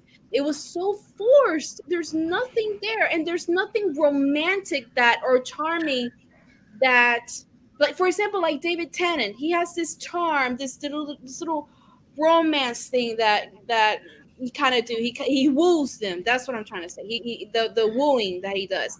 There's no kind of wooing that I see Jodie doing with Plank. Yeah, because I'm sorry, she's not romantically interested. Right. There's like a few very throwaway. If you squint, you can read it as romantic lines from Jodie towards Yaz's character, but it's so clearly 95% all Yaz when it comes to this, because she just keeps doing the puppy dog eyes, and she just keeps having like little hissy fits when the doctor leaves her. When it's like. That's what made me laugh when it was what special was it? When literally the doctor comes back from being in prison, and Yaz is like, where have you been? That's the one, Resolution. It's the last Yeah, one. it's like, and she's like, where have you been? And it's like, well, I'm sorry, she's been in prison, love. She's sort of got a good excuse. Oh, Charlie, remember with Dan and Dee? Remember? Yeah. You were late. Did you forget that the man was fucking abducted by Scooby-Doo? Did you forget that? And then I thought that it was gonna be like a lighthearted kind of thing, like, oh, you were late, oh silly, I forgive you as long as you're safe, something like that. But yeah, she literally pushed her, had a hissy fit, and it was just like, what? This is she's not left you. She's been in prison. She's being prison, and then this. There's no chemistry. There's no connection. Not even as a companion kind of thing. Not even as friendship. I really don't see it. It's just there's nothing there, and there's this force thing. I don't know if Chibnall is doing he's trying to make it work, or trying to please these weird ass shippers. Yeah, he's trying to please the shippers. It's ridiculous because listen, I'm a shipper. I don't deny it. I ship. If I like it, I ship it. But hey, I'm in my own little fantasy world, and I don't go crazy. And this is coming from someone who used to be an stan of Rey and Kylo Ren. Okay, the really bad, dangerous kind. So I know what I'm talking about here. But thing is, I keep it to myself, and when I see it that is happening, when I see it as canon, that I enjoy it. Yes, it's right, but as long as it's done right, as long as it's written right, and it's not forced. I mean, like I said, speaking as a shipper myself, as long as it looks natural, as long as it makes sense, there's context, blah blah blah blah blah. There's romance developing. You see the connection, you see the bond, but. Now, we're still on topic here with the Jodie's personality. Now, with Jodie's personality, I don't see that kind of romance that leading on, with Jazz. I don't see that kind of that charm, trying to. Oh yeah, because it's. I don't see once again, it feels like a really bad. Do you know how Matt's Doctor at times? Well, not at times. He wasn't a romantic doctor. You could see his doctor, that wasn't his type of thing he enjoyed, and if he did do it, it came across very awkward.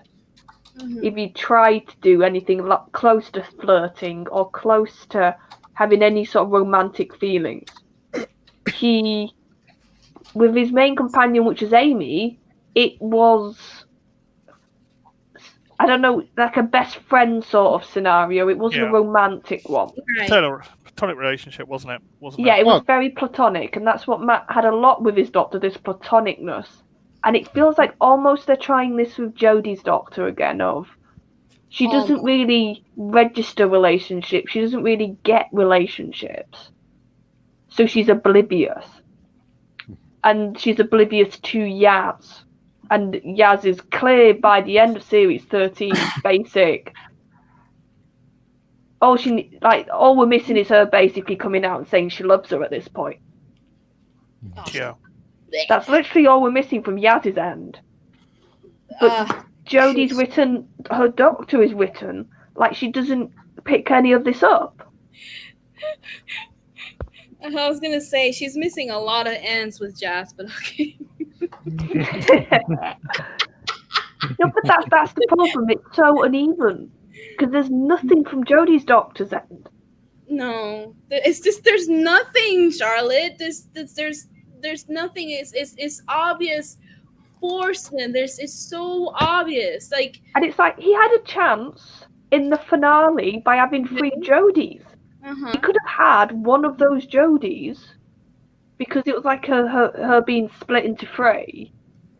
And the sort of the trope of that is like each personality is a bit different, isn't it? And they sort of tried that, but didn't really pull it. Yeah, it's cringe, Charlotte. No, but no, trust me, it was. But I'm just saying, if he could have had one of those Jodies. Yeah. Be a bit more romantic with Yaz. Yeah. And then you could explain it as, yes, she has got these feelings, just that she can't show them. Right. But they are there, and because she's been split, this is how she can do it as this one version. But no, it was just an excuse to have 3 Jodies yatter on at us endlessly. Yeah. It's bland. And to explain, TARDIS time, just to explain, or anybody who doesn't know, shipper means the kind of person that likes the relationship. Shipper is like short for relationship. Shipping. Oh, and it means like when you like 2 characters or even more, that happens together. Like you see them. For example, the Matt Smith and Clara. That's the 11th Doctor and Clara. That's another or Tennant and Rose. Yeah, that's the easier one. Yeah, that's shipping. That it means like they like the relationship of Ten with Rose. And it's like you root for them to have a relationship. Yes, you root for them to get together. Like Mulder and Scully. Yeah. I did that. I've been doing that since I was like 8 or 9 years old. I mean, I'm telling you, I'm a long time. I'm not ashamed of it. I still read fan fiction today, but it's fun. I mean, the point is that this is like something that it's okay for a fan to enjoy, and not take it to this far. When I've seen comments when they say, "Oh, that's not my doctor," they got mad when Jodie said to Jazz, get into the ship, don't talk right now, something like that, get into the ship. It's like, oh, look, she's mistreating Jazz. Please. That kind of fantasy world that they live in, or when they make up stuff that it's not there, because you can enjoy 2 characters. Oh, I want them to be together, and you can use your imagination, but don't force it on the show and pick up things that are not there. And that's what's happening. And I think Chibnall is trying to experiment that. It's like, oh, okay, I see there's, the, what's it called? Phasmin, whatever, shippers. Yeah. Let me see if this works. But it doesn't work because there's no fucking chemistry. There's nothing in there. Well, he's not built anything up. Exactly. It's and let me tell you something. It is speaking of fan fiction, it is really bad fan fiction from Chibnall. This is what he's done is absolutely bad fan fiction written by looks like it's written by a 13-year-old girl who posts on Tumblr all day and is a fan of JoJo Siwa and all these this bullshit. And that's what it looks to me. It looks so childish. It absolutely looks childish. Like he's not good at writing romance. And if he wanted to add a romantic kind of trait with Jodie, it failed miserably. And the evidence is with, what's his name? I forgot his name. Vinder. Oh, Vinder. That guy. Gosh, Game of Thrones, yeah. With that other girl, Belle. That is so bad. Random, wasn't it? It was random. Bad. Yeah, Captain's Jack insert was so random. Yeah. It's like, I missed you more. I just wanted to run outside and get hit by a truck. That's what I wanted I to think say. the problem is when Chibnall writes romance, it's a very sappy, very. I sort of joked it was like a knockoff Disney movie at times with Vinda and Belle. And I love Disney. Again, this is coming from someone who loves romance. Same here. I love Disney movies. I love Disney movies. I cry at them. I'm a sucker for that. I'm an idiot. I turn into a puddle of nothingness when I see these kinds of things. But there needs to be like this romantic buildup. There needs to be a chemistry. There needs to be this connection that you see, that you feel, that makes you feel it and makes you emotional. And I felt nothing with that. Not even the romance, not even the funny. When Jodie, that's another thing. Jodie, are you trying to be funny?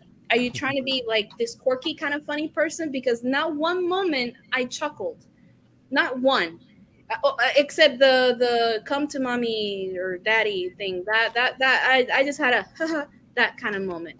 But yeah, but I think a lot of that is the writing. Right. If I'm to be fair, and I think the delivery, also the delivery. I'll admit there are two particular moments with Jodie that did make me laugh. One was, well, three actually. One was when she first recovers from the regeneration and like she's upgraded Ryan's phone and like she got data on it. It's like, oh, where's all my stuff on it? It's like, oh, all my stuff was on there. It's like, not anymore. I laughed at that bit.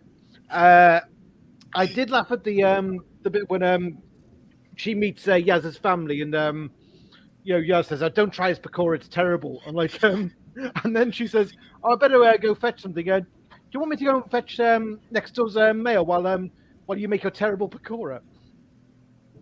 I did laugh at that. And there was the third was the one in Resolution, the how long is a rel? Those are the three. I laughed. I only laughed when I don't know when she turned into the statue. That's the one. Oh yeah. Yeah, but that you weren't laughing because it was funny. You're laughing because Finally, yeah. I wonder what its face was like up behind those hands. I don't. Like a funny face. Well, yeah, but I do think a lot of it is the writing, if I'm trying to be fair here. Like, she's not good with comedy, but the problem is they are doing slapstick with her. They are doing really obvious one-liners. My And friend... it's just like, no, she can't do this sort of work. Stop giving her these lines. More serious with her. She can't do serious. I mean, like I said, there were moments where it felt like, oh, she was doing good. That's a serious moment. No romance, the charm, the funny, because look, actors, I don't know. Sometimes it also depends on director and writing, because there are actors who, Robin Williams is a good example. Robin Williams was a gifted actor. He could do comedy and he could do drama. And not only that, he could do, well, I don't know if the word is horror, but let's put terror. When there's, I forgot what's it called, 1 minute photograph? 1 hour photo, yeah. He is chilling in that, isn't he? But he's also quite chilling. He was chilling, but exactly. But he could do it. There are actors where it needs more challenging, but that's when you need a good director and a good writer. And sometimes I think that there not really doesn't exist a really bad actor. It's just bad director or bad directing or bad writing. And if you want to explore that actors to do something different other than the typical kind of thing, like with Jodie, then you really need to help her. You really need to guide her through and help her say, this is the doctor, do your research, do your homework, I'm gonna help you out, or etc. Because it's the combination of bad writing and she can't do it. She can deliver it well because, again, look at Peter Capaldi. I mean, some things that were written were kind of caca or stories, but he could deliver it and he could do it. And you kind of forget that the episode was bad, and you forget that whatever doesn't make sense because he does it. He delivers it. He delivers it, and he's a talented actor. But if you know that they're not used to this kind of acting, you need to help out. You need to guide her Well, through but it. the problem is you need to suit the dialogue and the writing and everything to that actor. Like, for example, in Matt's 11th Hour, I don't think any other actor could do the fish fingers and custard stuff. That was Matt because they Right. knew he could do Exactly. slapstick. He could do sort of really almost childish humor, but it was charming with him, and that was his skill. He could make something very silly come across as charming, and they knew that, so they honed in on that. Exactly. And I feel like with Jodie's Doctor, that they've spent 3 series giving her ill-fitting comedy bits when she can't do that sort of comedy. She can't. Period. And it neither can Chibnall at all. The failed attempts of comedy was, and then have you noticed that he tries to repeat it? Oh yeah. Yeah. Like, makes a joke, get it, makes a joke again, get it, to see if the person got it. I was like, yeah. Just move on to the scene before I drink bleach. I mean, the thing is, like Russell. I mean, like it's not normally I sing the praise of Russell because I did have issues with him, but he was quite good at sometimes taking a joke and subverting it. Like the recurring thing with Tennant was when a companion would do something a bit embarrassing, go, no, don't do that, just don't.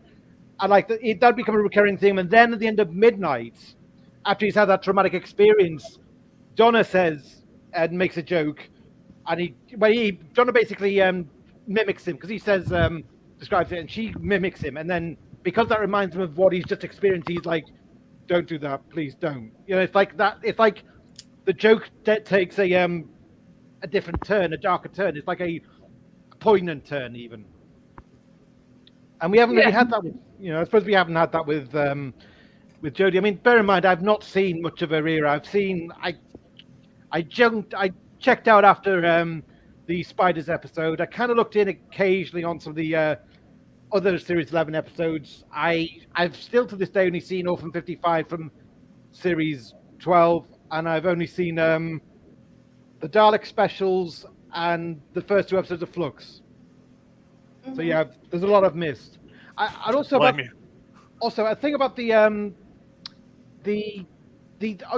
I do actually think, because I've heard a rumor, you see, that what is actually going on behind the scenes is that Chibnall does not want to let any spoilers out about his episodes. He's like trying to keep stuff so under wraps that apparently someone has actually suggested that maybe he's actually literally, like, this is maybe coming from a whistleblower or something, that he's actually only giving his actors the script at the 11th hour. Oh. So they have to like deliver it. Jeez. And so I don't know if it's true. That would explain some of the performances. Indeed, yeah. It does feel like they've not thought through what they're saying. They're just straining to remember it. That's how it looks sometimes with her performance, and it feels like there's no thinking it through or thinking in depth about what's being said. And the epitome of this for me is the finale of Kabbalam, where there's that terrorist kind of has a breakdown and he goes into the crowd of robots. Oh yeah, she killed him. That made no sense. And there's also, well, is he sacrificing himself or is he just vulnerable and confused? What's going on here? And is Jodie what's Jodie trying to do here? It's just nothing cohered. It was just. Oh no, it's even worse. Like, he literally goes into where all the robots are, and at any moment she could have said stop. Yeah. But no, she let him go there and then blew him up. Yeah. And that's one of the stories that people rate, but like for me, it's only great for the first half, and then in the second half, it just turns nasty. For me. Yeah, and yeah. Yeah. Yeah, that's just. So, pretty what are your favourite episodes, if you can call it that? Right. For me, Resolution I did like. Yeah. I know it's dumb, but I did enjoy it. Yeah. And I kind of liked the first episode of Flux as well. Yeah. Woman Who Felt Worth was okay from what I remember, but I think that's about it really. Yeah. I think mine are my top 5, if you can call it that. Witchfinder, Kablam, Fugitive of the Jadoon, Resolution, and the last one, whatever it's going to be called. Oh, and the last episode of Flux. No, the last episode that she does that's coming up next year. Oh. Yeah. The Yeah. regeneration scene. Oh. Yeah. Just for the regeneration scene, I think. Even if it's bad in a bad episode, I think I'll call it good. I feel like someone was trying to smuggle. My last favorite Jodie story. Okay, Twice Upon a Time. She's in that one. Yeah. It counts. Now, my absolute favourite has got to be Resolution. I think it's just giving him credit. He can do Daleks. But that's about it. Yeah. He can do Daleks. Yeah, I mean, I did like the actress who played Lynn, who was possessed by the Dalek. I thought Oh that yeah, was she's Yeah. good. Actually, she's Yeah. in Ghosts. I like that program. yeah. Yeah. It's probably the best episode in the whole thing. I thought the beginning was a bit naff, but after they got over the unit bit, which is now being explained, or has it? I think the bit that was that worse episode. than the bit that was worse than Unibit was the whole. Oh well, the internet's down. We'll have to have a conversation. It's like God. Oh yeah. Like, there's no justice when Evil the Daleks does not exist completely in the archives, and yet that scene exists. Yeah. I know. Also, Ryan's dad. Also, I think Ryan's dad should have died at the end. Yeah. Mm. So that's my favorites anyway. Yeah. There are isolated favorite bits I liked with the Doctor. I mean, the one bit with the Doctor I did like was, and I thought was quite Doctorish, was in It Takes You Away when she's reassuring little Hannah that we'll find your father, and then she writes on the wall, assume that if we don't come back, assume the father is dead and take Hannah to safety. I thought that was very Doctorish. That was like that was kind of a Tennant thing, the whole kind lying, but being shrewd to the fact that the prepared for the worst kind of thing. I thought that was a little nice bit of Doctorish quality. I thought, and again, it's like if only they could have built on that more. Yeah. I think that's Well, generally. the end. Well, Do you not have any favorites, Lena? well. I can't personally call Flux my favourite. Nice. Well, I did start. I liked at the beginning the idiot who fell to Earth.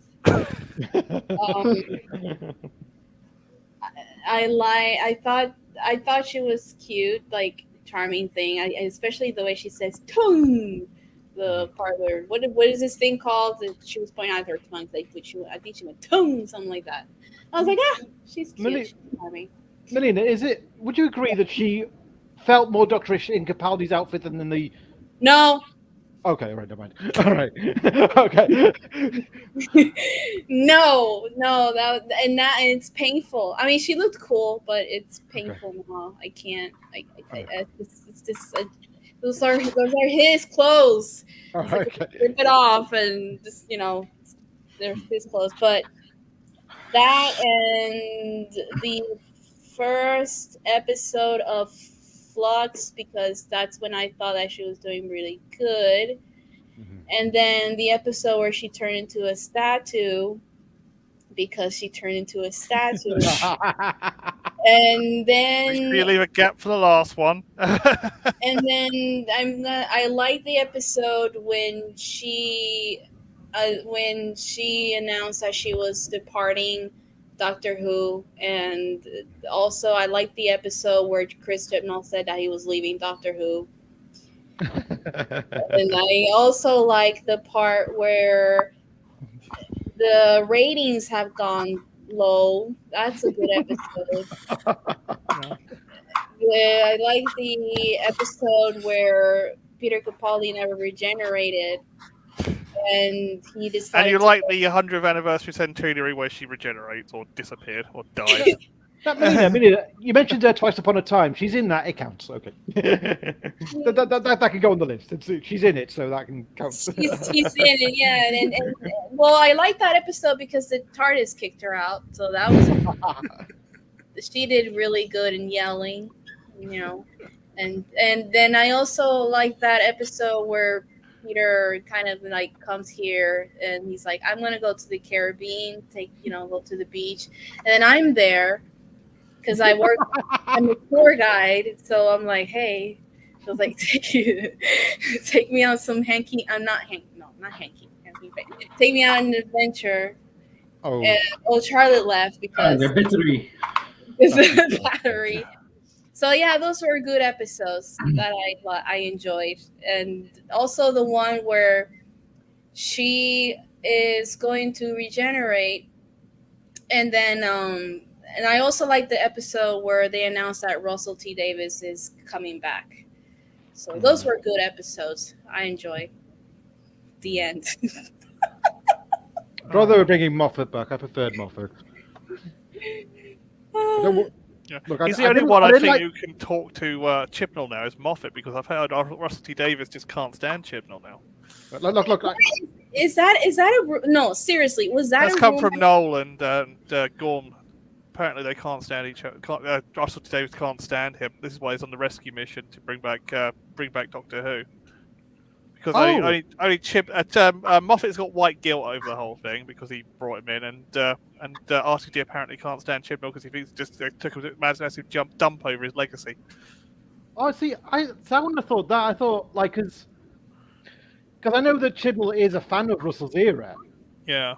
But I thought they would have been and they did work on Torchwood together. I thought they would have been quite like-minded, but no, okay. No, it's all fallen apart because of what Chibnall did to Doctor Who in general. Russell's not happy. Not happy, bunny. So it's a bit like Jane and Say What again, then? Yeah, pretty much. Big time.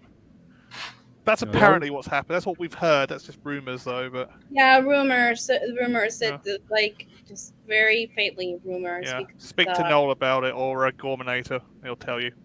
I had a rumor that the show declined. Oh, that's not a rumor, mate. That's reality. I heard a rumor that there are people like still denying that it's declining. That just because the audience are watching this other show from the UK, something like that. I mean, what's the deal with that? I mean, does it make any sense? I don't get it. Yeah. I honestly don't get it, because as much as I love my Peter, like I won't deny that the numbers failed and it's not his fault. It's fucking BBC. But at least I accept it. I'm not spinning it. But hi, Charlotte. Sorry. Anyway, go on, Karen. Oh, she's in the chat. No, she's in the chat. Yeah. Oh, she's in the chat. Hi, Charlotte. Yeah, we miss you. Yeah, we miss you. It's Chibnall's fault. Anyway. Yeah. Don't forget the dress, Charlotte, for the maid of honor wedding. Noel's not invited. No, Noel's not invited. He's not. We invited him here and he never came. See? Good. Because he knew he didn't want to face my wrath. I thought it'd come for Enigmatic Joker's final episode. He put Enigmatic Joker up to doing these streams, so... I didn't really like Hellbent either. Okay, I guess I'm off. Right, Joker, so can you do me a favor? Like, can you kick Sadako? I liked Hellbent. I just didn't like the conclusion at the end. I love Hellbent, and but that's another time on stream, because this is not my stream. This is Joker's stream. Yeah. But I am telling him to kick Sadako. So yeah. This was the last part of the Personality of the Doctor series. And I hope you enjoyed this 13-part series. It's 14 parts. Introduction and plus 13 Doctors. We're doing Pit Cushion next week. Oh, yeah, you can do that. We can do that. Cushing, yeah. So you can listen to the whole playlist. I have made a playlist of the series. Oh, by the way, if you want to listen to me get grumpier than this, listen to the Davison stream. Oh, having a bad day. Now, also, I would like to thank everyone again for their contribution. And for now, I would like to wish everyone a Merry Christmas and a Happy New Year. Merry Christmas, everyone. Okay. Merry Christmas Bye-bye. to all of you at home. Bye now. Bye. Have a good Christmas. Bye-bye. Bye. Jody sucks.